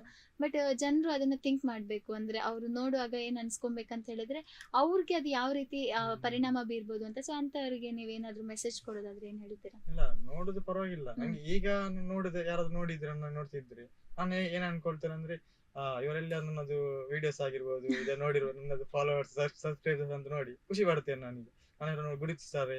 ಮತ್ತೆ ಈಗ ಸೋಷಿಯಲ್ ಕೂಡ ಹಾಗೆ ಈಗ ಸ್ವಲ್ಪ ಇದು ಆಗ ನಂಗೆ ಅಪರಿಚಯ ಹೆಚ್ಚು. ಅಂದ್ರೆ ಪರಿಚಯವರು ಇದಕ್ಕಿಂತ ಪರಿಚಯ ಇಲ್ಲದವರು ಹೆಚ್ಚು ನನ್ನ ಹತ್ರ ಬಂದು ಮಾತಾಡಿಸ್ತಾಗಿರ್ಬೋದು. ನಾನೊಂದು ಇನ್ಸಿಡೆಂಟ್ ಹೇಳ್ಬೇಕಾದ್ರೆ, ನಾನು ಕಾಲೇಜಿಗೆ ಬಸ್ಸಲ್ಲಿ ಹೋಗ್ತಾ ಬರೋದಾಗಿದ್ದರಿಂದ ನಂಗೆ ನಾನು ಸೈಡ್ ಸೀಟ್ ಅಲ್ಲಿ ಕೂತ್ಕೊಂಡಿದ್ದೆ. ನನ್ನ ಹತ್ರ ಒಂದು ಸ್ಟಾಪ್ ಅಲ್ಲಿ ಒಬ್ರು ಬಂದ ಹತ್ರ ಕೂತ್ಕೊಂಡ್ರು. ನಾನು ಕೂತ್ಕೊಂಡ ಬ್ಯಾಗ್ ಕಾಲ ಮೇಲೆ ಇಟ್ಟಿದ್ದೆ, ಕೂತ್ಕೊಂಡಿದ್ದೆ. ಅವರು ಬಂದು ಎಲ್ಲಿ ಕಾಲೇಜಿಗೆ ಹೋಗುದಾ? ಹೌದು. ಎಲ್ಲಿ ಮನೆ? ಬಂಟ್ವಾಳದಲ್ಲಿ ಅಂತ ಹೇಳಿದ್ರು. ಅದಕ್ಕೆ ಅವರು ಅಲ್ಲಿ ಒಬ್ಬ ಬಂಟ್ವಾಳದಲ್ಲಿ ಒಬ್ಬ ಇದ್ದಾನಲ್ಲ, ಕಾಲಲ್ಲಿ ಬರೀತಾನೆ, ನನ್ನ ಬಗ್ಗೆ ನನ್ನ ಹತ್ರ ಹೇಳಿದವರು. ಮತ್ತೆ ಲಾಸ್ಟ್ ಎಂಡ್ ಅಲ್ಲಿ ಅವ್ರ ಕೈ ನನ್ನ ನೋಡಿದ್ರು ಮತ್ತೆ ಎಂಡ್ ಅಲ್ಲಿ. ಆಗ ನೀವೇ ಅಲ್ಲ ಅಂತ ಅವರಿಗೆ ಕೂಡ ತುಂಬಾ ಖುಷಿ ಆಯ್ತು. ಮತ್ತೊಂದು ಹೇಳುದಾದ್ರೆ, ನಾನು ಒಂದು ಕಾಲೇಜಿನ ಮನೆಗೆ ಹೋಗಿ ಒಂದು ಬಸ್ಸಿಗೆ ಅಂತ ನಿಂತಿದ್ದೆ. ಆಗ ಒಬ್ರು ಬೈಕಲ್ಲಿ ಸ್ಪೀಡ್ ಅಲ್ಲಿ ಹೋದ್ರು. ಸ್ವಲ್ಪ ಮುಂದೆ ಕಡೆ ಹೋಗಿ ಟರ್ನ್ ಆಗಿ ರಿಟರ್ನ್ ಬಂದ್ರು ಅವರು. ಒಂದು ಕೇಳಿದ್ರು, ನಾನು ನಿಮ್ಮ ಫಾಲೋವರ್, ನೋಡ್ತೇನೆ, ಇದೆಲ್ಲ ಒಳ್ಳೆ ಡ್ರಾಯಿಂಗ್ ಮಾಡ್ತೀವಿ. ಹಾಗೆ ತುಂಬಾ ಅಪ್ರಿಸಿಯೇಷನ್ ಕೂಡ ತುಂಬಾ ಬಂದಿದೆ. ನೀನೇನು ಮಾಡಿ ನಿನ್ ಜೊತೆ ಇದ್ದೇನೆ, ಹಾಗೆ ತುಂಬಾ ಅಪ್ರಿಸಿಯೇಷನ್ ಕೂಡ ಇದ್ದೆ. ಅವ್ರು ಕೂಡ ನನ್ನನ್ನು ಒಂದು ಅರ್ಧ ದಾರಿಯ ತನಕ ಡ್ರಾಪ್ ಕೂಡ ಮಾಡಿದ್ರು. ತುಂಬಾ ಖುಷಿ ಆಯ್ತು. ಹಾಗೆ ನಂಗೆ ಈಗ ನನ್ನಂತವ್ರು ಇರ್ತಾರಲ್ಲ, ಅವರಿಗೆ ಈಗ ಪಾಪ ಪುಣ್ಯ ತೋರಿಸುವ. ಈಗ ಕೆಲವರು ಅಂತ ನಂಗೆ ಏನನ್ಸುತ್ತೆ ಅಂತ ಹೇಳಿದ್ರೆ, ನಂಗೆ ಈಗ ಈ ತರ ಇದ್ದೇನಂತ ನಂಗೆ ಬೇಸರ ಇಲ್ಲ, ಕೆಲವರು ಆ ತರ ಇದ್ದೇನಂತ ಹೇಳಿ ಬೇಸರ ಮಾಡಿದ್ದಾರೆ. ಹಾಗೆ ನಂಗೆ ಈ ತರ ನಂಗೆ ಬೇಸರ. ನನ್ನನ್ನು ನಾನು ಒಪ್ಪಿಕೊಂಡಿದ್ದೆ, ನಾನು ಹೀಗೆ ಇರುದು, ನನ್ಗೆ ಇಷ್ಟೇ ಇರುದು, ನಾನು ಹೀಗೆ ಮಾಡುದು ಕೆಲಸ. ನಾನು ಯಾರು ಏನು ಹೇಳದೇ ಇರ್ಲಿ. ಈಗ ಹೆಚ್ಚಾಗಿ ಕೆಲವರು ಕೆಲಸ ಹಿಂದೆ ಉಳಿದು ಅಥವಾ ಕೆಲವರು ತುಂಬಾ ಜನ ಎಲ್ಲರ ಒಂದು ಸ್ಕಿಲ್ಸ್ ಇರ್ತದೆ, ಅದವರು ಯಾಕೆ ಕಂಟಿನ್ಯೂ ಮಾಡ್ಲಿಕ್ಕೆ ಆಗಿದೆ ಅಂದ್ರೆ ಬೇರೆಯವರ ಮಾತು, ನೆಗೆಟಿವ್ ಮಾತು ಕೇಳಿ ನಿಮ್ಗೆ ಮಾಡ್ಲಿಕ್ಕೆ ಆಗುದಿಲ್ಲ. ನನ್ಗೆ ನನ್ನ ಇನ್ನೊಂದು ಮೋಟಿವ್ ಏನಂತ ಹೇಳಿದ್ರೆ, ನಾನು ಹೀಗೆ ಕೈ ಇಲ್ಲದವನಾದ್ರೆ ಏನಾದ್ರು, ಕೆಲವರಿಗೆ ನನ್ನನ್ನು ನೋಡಿದಾಗ ಕೆಲವರಿಗೆ ಅನಿಸ್ಬೋದು ಕೈ ಇಲ್ಲದವನು ಏನ್ ಮಾಡ್ಲಿಕ್ಕೆ ಸಾಧ್ಯ ಅನ್ನೋದೊಂದು ಕ್ವಶನ್ ಬರ್ತದೆ ತಲೆಯಲ್ಲಿ. ನಂಗೆ ಅದೇ ಮೋಟಿವ್, ಕೈ ಇಲ್ಲದ ಏನಾದ್ರು ಮಾಡ್ಬಹುದು ಅನ್ನೋ ತೋರಿಸ್ಬೇಕು. ನನ್ನಾಗೆ ಇದ್ದವರು ಮುಂದೆ ಬರ್ಬೇಕು, ಯಾರಿಗೆ ಹಿಂಜರಿಯದೆ. ಮತ್ತೆ ಇನ್ನೊಂದಂದ್ರೆ, ಈಗ ನಾನು ಹೊರಗೆ ಕೂಡ ನೋಡ್ತಿದ್ದೇನೆ, ನಾನೀಗ ಸ್ವಲ್ಪ ಕಾನ್ಫಿಡೆಂಟ್ ಆಗಿ ಮುಂದೆ ಒಂದು ಇದು ಮಾಡ್ತೇನೆ. ನನಗೆ ಕೆಲವರು ಕೈಯಲ್ಲಿ ಆಗಿರ್ಬೋದು, ಬೇರೆ ಡಿಸಬಿಲಿಟಿ ಇದ್ದವರು ಅಂದ್ರೆ ಅವರು ಹೈಡ್ ಮಾಡ್ಕೊಂಡು ನಾನು ನೋಡಿದ್ದೇನೆ, ಹಿಂದೆ ಮುಂದೆ ಬಂದು ಮಾತಾಡ್ಲಿಕ್ಕೆ ಆಗಿರ್ಬೋದು. ನಾನೇ ಹೊರತ ಈಗ ಕನ್ಸರ್ನ್ ತೋರಿಸ ಬದಲು ಅವರಿಗೆ ಒಂದು ಚಾನ್ಸ್ ಕೊಡೋದಾಗಿರ್ಬೋದು, ಅವ್ರ ಹತ್ರ ಪ್ರೀತಿಯಿಂದ ಮಾತಾಡುದು ನಂಗೆ ಕೂಡ ತುಂಬಾ ಖುಷಿ ಆಗ್ತದೆ. ಯಾರೋ ನನ್ನನ್ನು ಗುರುತಿಸ್ತಾರೆ, ಮಾತಾಡಿಸ್ತಾರೆ ಅಂತ ಹೇಳುದು ನಂಗೆ ಕೂಡ ತುಂಬಾ ಖುಷಿ ಆಗ್ತದೆ. ಕರೆಕ್ಟ್. ಇವತ್ತು ನಾವು ಸಿಂಪತಿ ಬದಲು ಎಂಪತಿ Empathy ತೋರಿಸ್ಬೇಕು ಅಂತ ಹೇಳ್ತಾರೆ.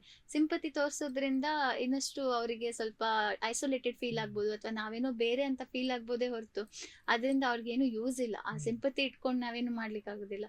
ಅಥವಾ ಅದ್ರ ಬದಲಿಗೆ ಒಂದಷ್ಟು ಆಪರ್ಚುನಿಟೀಸ್ ಕೊಡ್ಬೋದು, ಅಥವಾ ಏನು ಬೇಡ, ಆಕ್ಚುಲಿ ನಮ್ಮ ತರನೇ ಅಂತ ಆಕ್ಸೆಪ್ಟ್ ಮಾಡಿಕೊಂಡು ಅವ್ರೊಂದೆರಡು ಪ್ರೀತಿ ಮಾತಾಡಿದ್ರು ಸಾಕು ಅಲ್ವಾ. ಈಗ ನಿಮ್ಮ ಪ್ರೆಸೆಂಟ್ ಸ್ವಲ್ಪ ಸೋಷಿಯಲ್ ಮೀಡಿಯಾ ಹೇಳಿದ್ರೆ ರೆಕಗ್ನಿಷನ್ ಎಲ್ಲ ಸಿಗ್ತಾ ಇದೆ ಅಂತ, ಈಗ ಖುಷಿ ಆಗ್ತಾ ಇರ್ಬೋದು. ಬಟ್ ಅದರ ಜೊತೆಗೆ ನಿಮ್ಮ ಸ್ಟಡೀಸ್, ನಿಮ್ಮ ಈ ಒಂದು ಚಿತ್ರಕಲೆಯ ಹವ್ಯಾಸ, ರೀಲ್ಸ್ ಮಾಡಿ ಹಾಕ್ತೀರಾ, ಈ ಎಲ್ಲದನ್ನು ನೀವು ಹೇಗೆ ಬ್ಯಾಲೆನ್ಸ್ ಮಾಡ್ತಾ ಇದ್ದೀರಾ? ಅದೇ ಅದೇ ಸ್ವಲ್ಪ ಹ್ಯಾಂಡಲ್ ಮಾಡ್ಲಿಕ್ಕೆ ಸ್ವಲ್ಪ ಕಷ್ಟ ಆಗ್ತೇವೆ. ಹಾ. ಹಾಗೆ ಇದೆಲ್ಲ ನಾನು ನೋಡುಗರಿಗೆ ಈಗ ನಾನೊಂದು ಡ್ರಾಯಿಂಗ್ ಅದರಲ್ಲಿ ಏನುಂಟು, ಡ್ರಾಯಿಂಗ್ ಅಲ್ಲ ಜಸ್ಟ್ ನಾನು ಅದು ವಿಡಿಯೋ ಕೂಡ ಇರೋದು 30 ಸೆಕೆಂಡ್ ಅಷ್ಟೊಳಗೆ ಇರುವುದು. ಅದು ಹೀಗೆ ಸ್ಕ್ರೋಲ್ ಮಾಡಿದ ಮೇಲೆ ಹೋಗಿ ಬಿಡುತ್ತದೆ. ಹಾಗೆ ಅದು ಕೆಲವರಿಗೆ ಅದರ ಎಫರ್ಟ್ಸ್ ಹಿಂದೆ ಯಾರಿಗೆ ಗೊತ್ತಾಗುದಿಲ್ಲ, ಗೊತ್ತಿರೋದೇ ಇಲ್ಲ. ಒಂದು ಖಾಲಿ ಡ್ರಾಯಿಂಗ್ ಅಲ್ಲ, ಅದ್ರಲ್ಲಿ ಏನುಂಟು. ಹಾಗೆ ನಾನೊಂದು ಒಂದು ಡ್ರಾಯಿಂಗ್ ಮಾಡ್ಲಿಕ್ಕೆ 2 days ಒಮ್ಮೆ ಹೋಗ್ತೇನೆ. ಎಲ್ಲ ಫಂಕ್ಷನ್ ಎಲ್ಲ ಸ್ಕಿಪ್ ಮಾಡಿ ಅದಕ್ಕೋಸ್ಕರನೇ ಫುಲ್ ಡೇ ಲೇಟ್ ನೈಟ್ ಎಲ್ಲ 2-3 ಟೈಮ್ ತಗೊಂಡು ಡ್ರಾಯಿಂಗ್ ಮಾಡ್ತಾ ಇರ್ತೇನೆ. ಹಾಗೆ ಸೊ ನೀವು ಡ್ರಾಯಿಂಗ್ ಮಾಡುವಾಗ ಕೆಲವೊಮ್ಮೆ, ಈಗ ನಾವು ಡ್ರಾಯಿಂಗ್ ಮಾಡುವಾಗಲೂ ಅಥವಾ ಯಾವುದೇ ಒಂದು ಕೆಲಸ ಮಾಡುವಾಗ ಮೊದಲಿಗೆನೆ ನಮಗೆ ಪರ್ಫೆಕ್ಷನ್ ಕೆಲವೊಮ್ಮೆ ಅಚೀವ್ ಆಗೋದಿಲ್ಲ, ಅದು ಪರ್ಫೆಕ್ಟ್ ಆಗಿ ನಮ್ಗೆ ಇರುವ ರೀತಿ ಇರೋದಿಲ್ಲ. ಸೊ ಪದೇ ಪದೇ ಟ್ರೈ ಮಾಡ್ಬೇಕಾಗ್ತದೆ. ಸೊ ಹಾಗೆ ನೀವು ಯಾವ್ದಾದ್ರು ಪೋರ್ಟ್ರೇಟ್, ಬಿಕಾಸ್ ನಾನು ನೋಡಿದಾಗೆ ನೀವು ಶಿವರಾಜ್ ಕುಮಾರ್ ಸರ್ಗೆ ಕೂಡ ಒಂದು ಪೋರ್ಟ್ರೇಟ್ ಅನ್ನ ಮಾಡ್ಕೊಟ್ಟಿದ್ದೀರಾ. ಸೊ ಹಾಗೆ ಅದು ಕೂಡ ತುಂಬಾ ಅಕ್ಯುರೇಟ್ ಆಗಿತ್ತು. ಲೈಕ್ ಅಂದ್ರೆ ಏನೋ ನಾನು ಮಾಡಿ ಕೊಡ್ತಿದ್ದೀನಿ ಆತರ ಅಲ್ಲ, ನೋಡುವಾಗ ಒಂದು ಪ್ರೊಫೆಷನಲ್ ಆಗಿ ಮಾಡಿದಂತಹ ಒಂದು ಒಳ್ಳೆ ಪೋರ್ಟ್ರೇಟ್. ಸೊ ಆ ಒಂದು ಅಕ್ಯುರೇಸಿಯನ್ನ ಹೇಗೆ ಅಚೀವ್ ಮಾಡ್ತೀರಾ ನೀವು? ಅದೇ ನಾನು ಯಾವುದೇ ಒಂದು ಡ್ರಾಯಿಂಗ್ ಮಾಡಿದ್ರು, ಏನೇ ಕೆಲಸ ಮಾಡುದು ಆಗಿರ್ಬೋದು, ಅದು ನಂಗೆ ಮೊದಲಿಗೆ ಸರಿ ಕಾಣ್ಬೇಕು. ಡ್ರಾಯಿಂಗ್ ಮಾಡುದು ಆಗಿರ್ಬೋದು, ನಂಗೆ ಅದು ಸರಿ ಕಾಣ್ಬೇಕು, ಮತ್ತೆ ನನ್ಗೆ ಹೀಗೆ ಬರ್ಬೇಕಂತ ಇರ್ತದೆ. ಅದು ಬರುವ ತನಕ ಎಷ್ಟು ಹೊತ್ತಾಗ್ಲಿ ಏನ್ ಬೇಕಾದ್ರಾಗಿ ನಾನು ಅದು ಮಾಡ್ತೇನೆ. ಹಾಗೆ ಇದು ನೀವು ಹೇಳಿದಾಗೆ ಈ ಡ್ರಾಯಿಂಗ್ ಮಾಡಿದಾಗ ಮೊದಲಿಗೆ ಸರಿ ಬರ್ದೇ ಇರ್ಲಿಲ್ಲ. ನಾನು ಅದೇ ಇಷ್ಟು ಈಗ ಒಬ್ಬರದ್ದು ಡ್ರಾಯಿಂಗ್ ಈಗ ಕರೆಕ್ಟ್ ಇದೆ ಅಂತ ಹೇಳಿದ್ರೆ ಅದಕ್ಕೆ ಸ್ವಲ್ಪ ವರ್ಷದ ಹಿಂದೆದ್ದು ಸ್ವಲ್ಪ ಎಫರ್ಟ್ಸ್ ಇದೆ ಅದರಲ್ಲಿ. ಈಗ ಒಂದು ಒಬ್ಬರದ್ದು ಕರೆಕ್ಟ್ ಆಗಿ ಪ್ರಾಪರ್ ಆಗಿ ಒಬ್ಬರದ್ದು ಫೇಸ್ ಕರೆಕ್ಟ್ ಕ್ಲಿಯರ್ ಆಗಿ ಡ್ರಾಯಿಂಗ್ ಮಾಡ್ತಿದ್ದೇನೆ ಅಂತ ಹೇಳಿದ್ರೆ ಸ್ವಲ್ಪ ಅದಕ್ಕೆ ತುಂಬಾ ಒಂದು ಪ್ರಾಕ್ಟೀಸ್ ಇದೆ ಅದರಲ್ಲಿ. ಹಿಂದೆ ಕೆಲವೊಂದು ವರ್ಷದಲ್ಲಿ ಅದನ್ನು ಕಂಟಿನ್ಯೂಸ್ ಮಾಡ್ತಾ ಬಂದ್ರಿಂದ ಅದು ಈಗ ಸ್ವಲ್ಪ ಕರೆಕ್ಟ್ ಆಗಿ ಮಾಡ್ಲಿಕ್ಕೆ ಸಾಧ್ಯ ಅಂತ ಹೇಳಿದ್ರೆ. ಎಸ್, ಒಂದು ರೀತಿಯಲ್ಲಿ ನೀವು ನಿಮ್ಮ ತಾಯಿ ಆ ಸಂದರ್ಭದಲ್ಲಿ ನಿಮ್ಮನ್ನ ನಂಬಿ ನಿಮ್ಮ ಮೇಲೆ ಎಫರ್ಟ್ಸ್ ಹಾಕಿ ಧೈರ್ಯ ತಗೊಂಡು ಅವತ್ತು ನಿಮ್ಗೆ ಎಲ್ಲ ಕಲ್ಸಿದ್ದಕ್ಕೆ ಇವತ್ತು ಸಾರ್ಥಕತೆಯನ್ನ ಆ ತಾಯಿಗೆ ತಂದ್ಕೊಟ್ಟಿದ್ದೀರಾ. ಸೊ ನಿಮ್ಮ ಅಮ್ಮ ಈಗ ಹೇಗೆ ಫೀಲ್ ಮಾಡ್ತಾರೆ? ಅವ್ರಿಗೆ ಒಂದು ನಿಮ್ಮ ಮೇಲೆ ಯಾವತ್ತು ಈಗ ತಾಯಿ ನಮ್ಗೆ ಹೇಳ್ತಾರಲ್ವಾ, ಆ ಮಗ ಖುಷಿ ಆಯ್ತು ನನ್ಗೆ, ಅಥವಾ ಇವತ್ತು ನನ್ಗೆ ಅವ್ರು ಹೀಗೆ ಹೇಳಿದ್ರು ಹಾಗೆ ನಿಮ್ಮ ತಾಯಿ ಬಗ್ಗೆ ಸ್ವಲ್ಪ ಹೇಳೋದಾದ್ರೆ? ತಾಯಿಗೆ ತುಂಬಾ ಖುಷಿ ಇದೆ. ಅವರಂದ್ರೆ ಅನ್ಕೊಂಡೇ ಇರ್ಲಿಲ್ಲ, ಯಾರು ನಮ್ಮ ಫ್ಯಾಮಿಲಿಯಲ್ಲಿ ಆಗ್ಬೋದು, ತನ್ನ ತಂದೆ ತಾಯಿ ಅಣ್ಣ ತಮ್ಮ ಯಾರು ಕೂಡ ಅನ್ಕೊಂಡೇ ಇರ್ಲಿಲ್ಲ ಈ ತರ ಒಂದು ಅವನು ಮಾಡ್ಬೋದು, ಈ ತರ ಒಂದು ಹೆಸರಾಗ್ಬೋದು ಅಂತ ಯಾರಿಗೂ ಕೂಡ ಗೊತ್ತೇ ಇರ್ಲಿಲ್ಲ. ಅವರ ತಾಯಿ ಅಂದ್ರೆ ಜೀವನ ಸಾಗ್ಲಿಕ್ಕೆ ಏನಾದ್ರು ಬೇಕಲ್ಲ, ಏನಾದ್ರು ಮಾಡ್ಬೇಕು, ಕಲಿಬೇಕಾದ್ರೆ ಬರಿಬೇಕು. ಹಾಗೆ ಅವರ ಒಂದು ಬೇರೆಯವರ ತರ ಒಂದು ಇರ್ಬೇಕು ಅನ್ನೋ ಒಂದು ಉದ್ದೇಶದಿಂದ ಅವರು ಬರ್ಲಿಕ್ಕೆ ಕಳಿಸಿದ್ರು. ಅವ್ರು ಕೂಡ ನೆನೆಸಿರ್ಲಿಲ್ಲ ಈ ತರ ಒಂದು ಹೆಸರಾಗ್ತದೆ ಅಂತ ಹೇಳಿ. ಅದು ತುಂಬಾ ಖುಷಿ ಇದೆ.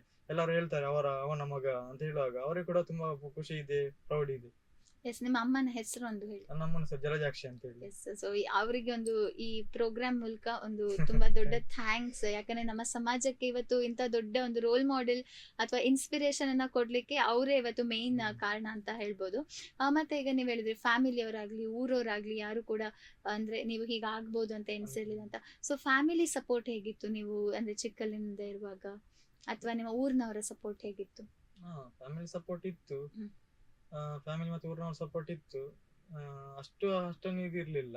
ಅಂದ್ರೆ ನಾವು ಸ್ವಲ್ಪ ಇದರಿಂದ ಪುವರ್ ಫ್ಯಾಮಿಲಿ ಅಲ್ಲ, ಹಾಗೆ ಸ್ವಲ್ಪ ಅಷ್ಟೊಂದು ಮಾಡ್ತಿರ್ಲಿಲ್ಲ ಯಾರು. ಅದೇ ಅಷ್ಟೊಂದು ಯಾರು ಯಾವ ಇದಕ್ಕೆ ಕೂಡ ಕರಿತಾ ಇರ್ಲಿಲ್ಲ, ಇದು ಮಾಡ್ತಿರ್ಲಿಲ್ಲ. ಈಗ ಸ್ವಲ್ಪ ಎಲ್ಲ ಕಡೆ ಇದು ಮಾಡ್ತಾರೆ. ಅದೇ ನನಗೆ ಕೂಡ ಸ್ವಲ್ಪ ನೆಗೆಟಿವ್ ಇದೆಲ್ಲ ಬರ್ತಾ ಇತ್ತು. ನನ್ನ ತಾಯಿಗೆ ಆಗಿರ್ಬೋದು, ಅವರನ್ನ ಯಾಕೆ ಸುಮ್ಮನೆ ಇದು ಮಾಡುದು, ಕಲಿಸುದು, ಇದು ಮಾಡುದು ಯಾಕೆ. ನೀವ್ ಅದ್ರಲ್ಲಿ ಬರ್ದಿದ್ರ ನಿಮ್ಗೆ ಸ್ವಲ್ಪ ರಿಲೇಟಿವ್ಸ್ ಬಂದು ಪಾಪ ಆಶ್ರಮಕ್ಕೆ ಬಿಟ್ಬಿಡಿ ಅಂತ ಹೇಳಿದ್ರು ಅಂತ? ನನ್ನ ತಾಯಿ ಹತ್ರ ಬಂದು ಹೇಳ್ತಿದ್ರು ಕೆಲವರು ಪರಿಚಯದಲ್ಲೆಲ್ಲ, ಹೇಗೆ ಸಾಕ್ತೀರ ಅವರನ್ನು, ಆಶ್ರಮಕ್ಕೆ ಎಲ್ಲಿಯಾದ್ರೂ ಹೋಗಿ ಅವ್ರು ನೋಡ್ಕೊಳ್ತಾರೆ, ಅಲ್ಲಿಗೆ ಹಾಕಿ. ನನ್ನ ತಾಯಿ ಅದನ್ನು ಯಾವ್ದು ಕೂಡ ಕೇಳದೆ ಅವರೇ ಏನಾದ್ರು ಒಂದು ಕಲಿಸ್ಬೇಕು, ಇದು ಮಾಡ್ಬೇಕಂತ ಹೇಳಿ ಕಳಿಸಿದ್ದಾರೆ. ಗ್ರೇಟ್. ಮತ್ತೆ ನಿಮ್ಮ ಸಹೋದರರ ಜೊತೆ ನಿಮ್ಮ ಒಂದು ರಿಲೇಶನ್ಶಿಪ್, ಈಗ ನಾರ್ಮಲಿ ಎಲ್ಲ ಮನೆಯಲ್ಲೂ ನಾವು ಬ್ರದರ್ಸ್ ಸಿಸ್ಟರ್ಸ್ ಆ ರೀತಿ ಅಂದ್ರೆ ಹೊಡೆದಾಡೋದಿರುತ್ತೆ, ಜಗಳ ಆಡೋದಿರುತ್ತೆ. ಹಾಗೆ ನಿಮ್ಮ ಒಂದು ಸಹೋದರರ ಜೊತೆ ನಿಮ್ಮ ಬಾಂಧವ್ಯ ಹೇಗಿದೆ? ಒಳ್ಳೆ ರೀತಿಯಲ್ಲಿ ಇತ್ತು. ನಂಗೆಲ್ಲ ಒಬ್ಬ ಅಣ್ಣ ಇದ್ದಾನೆ, ಕಾರ್ತಿಕ್ ಅಂತ ಹೇಳಿ, ಮತ್ತೊಬ್ಬ ತಮ್ಮ ಮೋಕ್ಷ ಅಂತ ಇದ್ದಾನೆ. ಒಳ್ಳೆ ಸಪೋರ್ಟ್ ಕೂಡ ಇದೆ. ಎಲ್ಲಾದ್ರೂ ಈಗ ಎಲ್ಲಾದೊಂದು ಪ್ರೋಗ್ರಾಮ್ ಹೋಗೋದೇ, ಸನ್ಮಾನಕ್ಕೆ ಎಲ್ಲಾದ್ರೂ ಕರೆದು ಕೂಡ ನನ್ನ ತಮ್ಮನ ಕರ್ಕೊಂಡು ಹೋಗ್ತಾರೆ. ಮತ್ತೆ ನನ್ನ ಎಲ್ಲರೂ ಕೇಳ್ತಾರೆ, ಯಾರು ನಿಂದು ಇದು ವಿಡಿಯೋಸ್ ಎಲ್ಲ ಶೂಟ್ ಮಾಡುದು? ನನ್ನ ತಮ್ಮ ಹೆಚ್ಚಾಗಿ ನನ್ನದೆಲ್ಲ ಹೆಚ್ಚಾಗಿ ಅವನೇ ಶೂಟ್ ಮಾಡ್ತಾನೆ. ಒಳ್ಳೆ ಸಪೋರ್ಟ್ ಕೂಡ ಇದೆ ಅಣ್ಣದಾಗಿರೋ ತಂದೆ. ನನಗೆ ಛದ್ಮೇಶ ಎಲ್ಲ ನನ್ನ ಅತ್ತೆ ರೂಪ ಅಂತಿದ್ದಾರೆ, ಅವರು ಕಲಿಸಿರುವಂತದ್ದು ಛದ್ಮೇಶದಲ್ಲಿ ಕೂಡ ಜಿಲ್ಲಾ ತಾಲೂಕು ಮಟ್ಟ ಬೇಟೆಗಾರ ವೇಷ ಆ ತರ ಛದ್ಮೇಶ ಫ್ಯಾನ್ಸಿ ಡ್ರೆಸ್ ಎಲ್ಲ ಮಾಡ್ತಾ ಇದ್ದೆ. ಮತ್ತೆ ನಾನು ಈಗ ಡ್ಯಾನ್ಸ್ ಕ್ಲಾಸ್ ಕೂಡ ಹೋಗ್ತಾ ಇದ್ದೆ. 10th ತನಕ ಒಂದು ಡ್ಯಾನ್ಸ್ ಕ್ಲಾಸ್ ಕೂಡ ಹೋಗ್ತಾ ಇದ್ದೆ. ಅವರು ಒಳ್ಳೆ ನಂಗೆ ಸಪೋರ್ಟ್ ಇದ್ರು. ನನ್ನ 8th ಸ್ಟ್ಯಾಂಡರ್ಡ್ ಅಲ್ಲಿ ನಾವು ಸ್ಕೂಲ್ ಡೇ ಎಲ್ಲ ಆಗ್ತದಲ್ಲ ಪ್ರತಿ ವರ್ಷ, ಆಗ ನಾನು ಡ್ಯಾನ್ಸ್ ಮಾಡ್ತಿದ್ದೆ, ಡ್ರಾಮಾ ಮಾಡ್ತಾ ಇದ್ದೆ, ಅದೆಲ್ಲ ಮಾಡ್ತಿದ್ದೆ. ಅದನ್ನು ನೋಡಿ ಅವರ ಒಂದು ಅಲ್ಲಿಯ ಟೀಚರ್ ಅಲ್ಲಿ ಅವರದೇ ಒಂದು ಡ್ಯಾನ್ಸ್ ಕ್ಲಾಸ್ಗೆ ಜಾಯಿನ್ ಮಾಡಿಸಿದ್ರು. ಅದರ ನಂತರ ನಂಗೆ ಬೇರೆ ಎಲ್ಲ ರಿಯಾಲಿಟಿ ಶೋಗೆ ಹೋಗ್ಬೇಕಂತ ಆಸೆ ಇತ್ತು.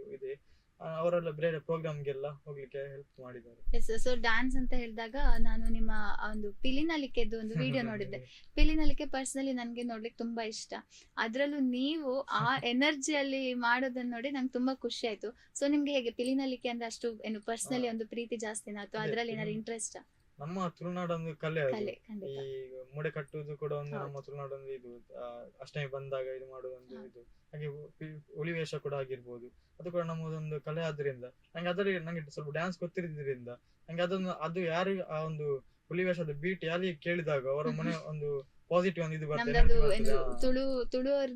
ಪ್ರೌಡ್ ಬರ್ತದೆ ನಂಗೆ. ನಮ್ಮ ತುಳುನಾಡಿದ್ದು ಕಲೆ ಅದು. ನಂಗೆ ಅದನ್ನು ಸಿಕ್ಕಿದ ಅವಕಾಶ ಯಾಕೆ ಬಿಡುದು ಅಂತ ಹೇಳಿ ನಂಗೆ ಒಂದ್ ಕಡೆಯಲ್ಲಿ ಅದು ಊದು ಪೂಜೆ ಮಾಡ್ತಾರಲ್ಲ, ಆಗ ನಂಗೆ ಅಲ್ಲಿ ಸನ್ಮಾನಕ್ಕಂತ ಇನ್ವೈಟ್ ಮಾಡಿದ್ರು. ಆಗ ಅವ್ರು ಹೇಳಿದ್ರು, ನೀವು ಡ್ಯಾನ್ಸ್ ಎಲ್ಲ ಮಾಡ್ತೀರಲ್ಲ. ನಾನು ಕೂಡ ಫಸ್ಟ್ ಟೈಮ್ ಆತರ ಒಂದು ಡ್ಯಾನ್ಸ್ ಇದರಲ್ಲಿ ಕುಣಿಯುವಂತದ್ದು. ಅದೇ ನಮ್ಮ ಮನೆ ಹತ್ರ ಒಂದು ಸ್ಪರ್ಶ ಕಲಾ ಮಂದಿರ ಅಂತ ಹೇಳಿ ರೋರಿಂಗ್ ಟೈಗರ್ಸ್ ಅವರದೊಂದು ಊದು ಪೂಜೆ ಇತ್ತು, ಅಲ್ಲಿ ಕರೆದಿದ್ರು. ಅಲ್ಲಿ ಸಿಕ್ಕಿದ ಅವಕಾಶ ಯಾಕೆ ಬಿಡೋದು, ಸಾರಿ ಕುಣಿದ ಬೆಸ್ಟ್ ಆಪರ್ಚುನಿಟೀಸ್ ಯಾವಾಗ್ಲೂ ಬರೋದಿಲ್ಲ, ಬಂದಾಗ ನಾವ್ ಅದನ್ನ ಯೂಸ್ ಮಾಡ್ಕೊಳ್ಬೇಕು. ಸೊ ನಿಮ್ಮ ಲೈಫ್ ಅಲ್ಲಿ ಮೋಸ್ಟ್ ಹ್ಯಾಪಿ ಮೊಮೆಂಟ್ ಅಂದ್ರೆ ಯಾವ್ದು? ಮೋಸ್ಟ್ ಹ್ಯಾಪಿ ಖುಷಿಯಾದಂತ ಯಾವಾಗ ಅಂತ ಹೇಳಿದ್ರೆ, ನಾನು ಈಶ್ವರ್ ಮಲ್ಪೆ ಅಂತಿದ್ದಾರೆ, ರೆಸ್ಕ್ಯೂ ಎಲ್ಲ ಮಾಡ್ತಾರೆ, ಅವರದೊಂದು ಡ್ರಾಯಿಂಗ್ ಮಾಡಿ ಕೊಟ್ಟಿದ್ದೆ. ಅದು ನಮ್ಮ ಮನೆಯ ಹತ್ರದೊಂದು ಕಡೆಯಲ್ಲಿ ಕಬಡ್ಡಿ ಪ್ರೋಗ್ರಾಮ್ ಇತ್ತು, ಅಲ್ಲಿಗೆ ಅವರನ್ನು ಗೆಸ್ಟ್ ಆಗಿ ಅವ್ರಿಗೆ ಒಂದು ಹಾನರ್ ಕೂಡ ಇತ್ತು. ಅಲ್ಲಿಗೆ ಅವರು ಬರ್ತಾರಂತ ಗೊತ್ತಾಯ್ತು ನಂಗೆ, ಆಗ ಅವರದೊಂದು ಡ್ರಾಯಿಂಗ್ ಮಾಡಿದ್ದೆ. ಮತ್ತೆ ನಂಗೆ ಖುಷಿಯಾದದ್ದು ಯಾವಾಗ ಅಂದ್ರೆ, ಅವ್ರಿಗೆ ಸ್ಟೇಜಿಗೆ ಅವ್ರಿಗೆ ಸನ್ಮಾನ ಇತ್ತು. ಆಗ ನಾನು ಅವ್ರಿಗೆ ಹೋಗಿ ತಗೊಂಡೋಗಿ ಕೊಟ್ಟೆ. ಆಗ ಅವರು ಕೂತ್ಕೊಂಡಿದ್ರು. ಅವ್ರು ನನ್ನ ನೋಡಿ, ಅವರಿಗೆ ಕೂಡ ಒಬ್ರು 3 ಡಿಸೇಬಲ್ ಚೈಲ್ಡ್ ಕೂಡ ಇರುದ್ರಿಂದ ಅವರಿಗೆ ಕೂಡ ಸ್ವಲ್ಪ ಗೊತ್ತಾಯ್ತು ನನ್ನ ಇದೇನಂತ. ಹಾಗೆ ಅವ್ರಿಗೆ ಕೊಟ್ಟ ಕೂಡ್ಲೆ ಅವ್ರು ಕೂತಿದ್ದವರು ಎದ್ದು ನಿಂತೊಂದು ಇದು ಕೊಟ್ಟರು, ಅವರು ಅಪ್ರಿಸಿಯೇಷನ್ ಕೊಟ್ಟರು. ನಂಗೆ ತುಂಬಾ ಖುಷಿ ಆಯ್ತು. ಈಗ ಯಾರೋ ಕಲಾಕಾರ ಆಗಿರೋದು, ಆರ್ಟಿಸ್ಟ್ ಆಗಿ ಯಾರಿಗೊಂದು ಆತರ ಒಂದು ಅಪ್ರಿಸಿಯೇಷನ್ ಅಥವಾ ಏನಾದ್ರು ಒಂದು ಚಿಕ್ಕ ಗೆಸ್ಟರ್ ಕೊಟ್ಟಾಗ, ಒಂದು ಹಗ್ಗು ಕೂಡ ಕೊಟ್ಟಾಗ ನಮಗೆ ಕೂಡ ಖುಷಿ ಆಗ್ತದೆ. ನಾನೊಂದು ಅಷ್ಟೊಂದು ಅದರ ಹಿಂದೆ ಎಫರ್ಟ್ ಸಿಕ್ಕಿ ನಂಗೆ ಕೂಡ ಒಂದು ರಿಟರ್ನ್ ಗಿಫ್ಟ್ ಸಿಕ್ಕಿದಾಗೆ ಆಗ್ತದೆ. ಆ ಒಂದು ಒಳ್ಳೆಯ ವ್ಯಕ್ತಿ ಅವರು. ಹಾಗೆ ಅವರ ಅದೆಲ್ಲ ಆತರ ಒಂದು ಗೆಸ್ಟರ್ ಮಾಡಿದಾಗ ನಮ್ಗೆ ಕೂಡ ತುಂಬಾ ಖುಷಿ ಆಯ್ತು ಅದೊಂದು. ಖಂಡಿತ, ಯಾಕಂದ್ರೆ ಎಷ್ಟೇ ಕೋಟಿ ಕೊಟ್ರು ಕೂಡ ನಮ್ಗೆ ಆ ಒಂದು ಗೆಸ್ಟರ್ ಅಲ್ಲಿ ಸಿಗುವಂತಹ ಖುಷಿ, ಆ ಸ್ಯಾಟಿಸ್ಫ್ಯಾಕ್ಷನ್ ಅನ್ನ ಯಾವ್ದಕ್ಕೂ ಮ್ಯಾಚ್ ಮಾಡ್ಲಿಕ್ಕೆ ಸಾಧ್ಯನೇ ಇಲ್ಲ. ನಮ್ಮ ಸ್ಯಾಂಡಲ್ವುಡ್ ಅಲ್ಲೇ ಒಂದು ಫೇಮಸ್ ಅಮೇಸಿಂಗ್ ಆಕ್ಟರ್ ಅಂತ ಹೇಳಿದ್ರೆ ಡಾಕ್ಟರ್ ಶಿವರಾಜ್ ಕುಮಾರ್. ಎಷ್ಟೋ ಜನ ಫ್ಯಾನ್ಸ್ ಇರ್ತಾರೆ, ಅಂತದ್ರಲ್ಲಿ ನಿಮ್ಗೊಂದು ಆಪರ್ಚುನಿಟಿ ಸಿಕ್ತು, ಅವ್ರಿಗೆ ನೀವು ನಿಮ್ಮ ಇದ್ರಲ್ಲಿ ಮಾಡಿರುವಂತ ಒಂದು ಪೇಂಟಿಂಗ್ ಅನ್ನ ಕೊಡುವಂತದ್ದು, ಪೋರ್ಟ್ರೇಟ್ ಅನ್ನ ಕೊಡುವಂತದ್ದು, ಆ ಒಂದು ಮೊಮೆಂಟ್ ಹೇಗಿತ್ತು? ಅವರು ನಿಮ್ಮ ಕಾಲೇಜಿಗೆ ಬಂದಿದ್ದ, ಏನ್ ಫಂಕ್ಷನ್ ಅದು? ಅದೇ ಅವರು ನಮ್ಮ ಆಳ್ವಾಸಿನ ಟ್ರೆಡಿಷನಲ್ ಡೇ ಅಂತ ಇತ್ತು, ಅಲ್ಲಿಗೆ ಅವ್ರು ಗೆಸ್ಟ್ ಆಗಿ ಬರ್ತಾರೆ ನಂಗೆ ಗೊತ್ತಾಯ್ತು. ಅದೇ ಅವರು ಬರೋಕ್ಕಿಂತ ಒಂದು ಆ ಡ್ರಾಯಿಂಗ್ ಅನ್ನು ಒಂದಿನದಲ್ಲಿ ಮಾಡಿರುವಂತದ್ದು, ಅವ್ರಿಗೆ ಕೊಡ್ಲಿಕ್ಕೆ ಅಂತವೇ ಅವ್ರಿಗೆ ಒಂದು ಖುಷಿ ಆಗ್ಲಿ. ಇಷ್ಟೊಂದು ಮೂವೀಸ್ ಎಲ್ಲ ಮಾಡಿ ಒಂದು ಜನರಿಗೆ ಮನೋರಂಜನೆ ಕೊಟ್ಟಿದ್ದಾರೆ, ಅವ್ರಿಗೆ ಒಂದು ಖುಷಿ ಆಗ್ಲಿ. ನಾನು ಚಿಕ್ಕ ಟ್ಯಾಲೆಂಟ್ ಅಲ್ಲ, ಅದನ್ನು ಅವ್ರಿಗೆ ಖುಷಿ ಆಗ್ಲಿ ಅಂತ ಹೇಳಿ ಆ ಒಂದು ಡ್ರಾಯಿಂಗ್ ಅನ್ನು ನಾನು ಟ್ರೆಡಿಷನಲ್ ಡೇ ದಿವಸ ಕೊಟ್ಟೆ. ಅವ್ರಿಗೆ ಕೂಡ ತುಂಬಾ ಖುಷಿ ಆಯ್ತು. ಅಷ್ಟೊಂದು ದೊಡ್ಡ ವ್ಯಕ್ತಿ ಅವರು, ನಂಗೆ ಒಂದು ಆಪರ್ಚುನಿಟಿ ಸಿಕ್ಕಿದ್ದು ಕೂಡ ನಂಗೆ ತುಂಬಾ ಖುಷಿ ಆಯ್ತು. ನನ್ನ ಸಂಸ್ಥೆ ಕೂಡ ಧನ್ಯವಾದ ಹೇಳ್ತೇನೆ ನಾನು. ಸೊ ಆ ಒಂದು ಪೇಂಟಿಂಗ್ ಅನ್ನ ನೀವು ಮಾಡ್ಲಿಕ್ಕೆ ಎಷ್ಟು ಟೈಮ್ ತಗೊಂಡಿದ್ದ? ಅದು ಅಂದ್ರೆ ಒಂದು 7 to 8 hours. Oh my god. So ನೀವು ಅಷ್ಟು ಒಳ್ಳೆ ಪೋರ್ಟ್ರೇಟ್ ಅನ್ನ ಅಷ್ಟೇ ಕಡಿಮೆ ಟೈಮ್ ಅಲ್ಲಿ ಮಾಡಿದ್ದು. Yes, really great. ನಿಮ್ಮ ಆ ವಿಡಿಯೋ ನೋಡಿ ನಂಗೆ ತುಂಬಾ ಖುಷಿ ಆಯ್ತು. ಓಕೆ, ಸೊ ಇವರು ಬಾರಿ ಒಳ್ಳೊಳ್ಳೆ ದೊಡ್ಡ ದೊಡ್ಡ ಆಕ್ಟರ್ಸ್ ಜೊತೆ, ಪೊಲಿಟಿಷಿಯನ್ಸ್ ಜೊತೆ ಎಲ್ಲ ಪೇಂಟಿಂಗ್ ಎಲ್ಲ ಮಾಡಿಕೊಟ್ಟಿದ್ದಾರೆ. ನಿಜ ತುಂಬಾ ಖುಷಿ ಆಗುತ್ತೆ ಕೌಶಿಕಾಚಾರ್ಯ. ಒಳ್ಳೆ ಇನ್ಸ್ಪಿರೇಷನ್ ನೀವು. ತುಂಬಾ ಖುಷಿ ಆಯ್ತು. ಇದು ನನ್ನ ಪಾಡ್ಕಾಸ್ಟ್ ಸೀರೀಸ್ ಅಲ್ಲಿ ಸೆಕೆಂಡ್ ಎಪಿಸೋಡ್. ಆದ್ರೆ ನನ್ನ ಮನಸ್ಸಿಗೆ ತುಂಬಾ ಯಾವಾಗ್ಲೂ ಹತ್ತಿರವಾಗಿರುವಂತ ಎಪಿಸೋಡ್ ಅಂದ್ರೆ ಇದು. ಬಿಕಾಸ್ ನಾವು ನಮ್ಮ ಒಂದು ಈ ಬಿಯಾಂಡ್ ಬುಕ್ಸ್ ನ ಒಂದು ಟ್ಯಾಗ್ ಲೈನ್ ಅದು, where experiences become knowledge and personalities become inspiration ಅಂತ. ಸೊ ಪರ್ಸನಾಲಿಟೀಸ್ ಬಿಕಮ್ ಇನ್ಸ್ಪಿರೇಷನ್ ಅನ್ನೋದಕ್ಕೆ ನೀವು ನಿಮಗಿಂತ ಒಳ್ಳೆ ಎಕ್ಸಾಂಪಲ್ ಬಹುಶಃ ನಂಗೆ ಯಾರು ಸಿಗ್ತಾರೋ ಏನೋ ಗೊತ್ತಿಲ್ಲ. ಬಟ್ ಇವತ್ತು ಖುಷಿ ಆಗ್ತಾ ಇರೋದೇನಂತ ಹೇಳಿದ್ರೆ, ನಿಮ್ಮ ಈ ಒಂದು ಸೆಲ್ಫ್ ಕಾನ್ಫಿಡೆನ್ಸ್, ನಿಮ್ಮಲ್ಲಿರುವಂತಹ ಆ ಛಲ, ಪ್ರತಿಯೊಬ್ರು ಕೂಡ ಇದನ್ನ ನೋಡಿ ಕಲಿಲೇಬೇಕು. ನಾವು ಕೇವಲ ಡಿಫ್ರೆಂಟ್ಲಿ ಏಬಲ್ಡ್ ಆಗಿರೋರು ಆ ಥರ ಅಲ್ಲ, ಎಲ್ಲರೂ ಕಲಿಬೇಕು. ನಮ್ಮ ಲೈಫಲ್ಲಿ ಇವಾಗ ನಾನೇ ಆಗಿರ್ಬೋದು, ಅಥವಾ ಎಷ್ಟೋ ಬಾರಿ ನಾವು ಎಕ್ಸ್ಕ್ಯೂಸಸ್ ಅನ್ನ ಕೊಡೋದು ತುಂಬಾ ಈಸಿಯಾಗಿ ಕಲ್ತ್ ಬಿಡ್ತೀವಿ. ನಾವು ಕಾಲೇಜಲ್ಲಿ ಒಂದು ಸಣ್ಣ ಹೋಮ್ವರ್ಕ್ ಮಾಡೋದ್ರಿಂದ ಹಿಡಿದು ಎಲ್ಲದಕ್ಕೂ ನಾವು ಎಕ್ಸ್ಕ್ಯೂಸಸ್ ಅನ್ನ ಹುಡುಕ್ತಾ ಇರ್ತೀವಿ. ಬಟ್ ಆದಷ್ಟು ಎಕ್ಸ್ಕ್ಯೂಸಸ್ ಅನ್ನ ಕಮ್ಮಿ ಮಾಡಿ ನಾವು ಹೇಗೆ ಲೈಫಲ್ಲಿ ಮುಂದೆ ಬರ್ಬೋದು ಅಂತ ನೀವಿವತ್ತು ಜನರಿಗೆ ತೋರಿಸ್ಕೊಟ್ಟಿದ್ದೀರಾ. ಈ ಒಂದು ಸಂಚಿಕೆಯಲ್ಲಿ ನಾವೇನ್ ಕಲಿತಾ ಇದ್ದೀವಿ ಅಂತ ಹೇಳಿದ್ರೆ, ದೇವರು ನಮ್ಮನ್ನ ಅದು ಏನೇ ಕೊಟ್ರು ಕೂಡ ವರವಾಗಿ ಕೊಟ್ಟಿರ್ತಾರೆ. ಇವತ್ತು ದೇವರು ನಮ್ಗೊಂದೇನೋ ಕೊಡ್ಲಿಲ್ಲ ಅಂತ ಹೇಳಿದ್ರೆ ಅದಕ್ಕಿಂತ 100 ಪಟ್ಟು ಜಾಸ್ತಿ ಇನ್ನೇನೋ ಒಂದು ಕಲೆ, ಇನ್ನೇನೋ ಒಂದು ಪಾಸಿಟಿವಿಟಿ ನಮ್ಮಲ್ಲಿ ಕೊಟ್ಟಿರ್ತಾರೆ. ಆದ್ರೆ ನಾವು ಅದನ್ನ ಗುರುತಿಸಿ ಬೆಳೆಸ್ಬೇಕು ಅಷ್ಟೇ. ಅದೊಂದೇ ನಮ್ಮಲ್ಲಿ ಬಾಕಿ ಇರುವಂತದ್ದು. ಹಾಗಾಗಿ ಏನೇ ಇಲ್ಲ ಅಂತ ಹೇಳಿದ್ರು, ಅಥವಾ ನಮ್ಗೆ ಏನೇ ಜೀವನದಲ್ಲಿ ತೊಂದರೆ ಇದ್ರೂ ಕೂಡ ನಮ್ಮಲ್ಲಿರುವಂತಹ ಪಾಸಿಟಿವಿಟಿಯನ್ನ ಹುಡ್ಕೋಣ. ಆ ಪಾಸಿಟಿವಿಟಿ ಕಡೆ ನಾವು ಸಾಕ್ತಾ ಸಾಕ್ತಾ ನಮ್ಮನ್ನ ನಾವು ಬೆಳೆಸ್ಕೊಳ್ಳೋಣ, ನಮ್ಮ ಜೀವನದಲ್ಲಿ ಬೆಳೆಯೋಣ ಅಂತ ಹೇಳ್ತಾ ನಮ್ಮ ಇವತ್ತಿನ ಈ ಪಾಡ್ಕಾಸ್ಟ್ ಸೀರೀಸ್ಗೆ ಬಂದಿದ್ದಕ್ಕಾಗಿ ಥ್ಯಾಂಕ್ ಯು ಸೋ ಮಚ್.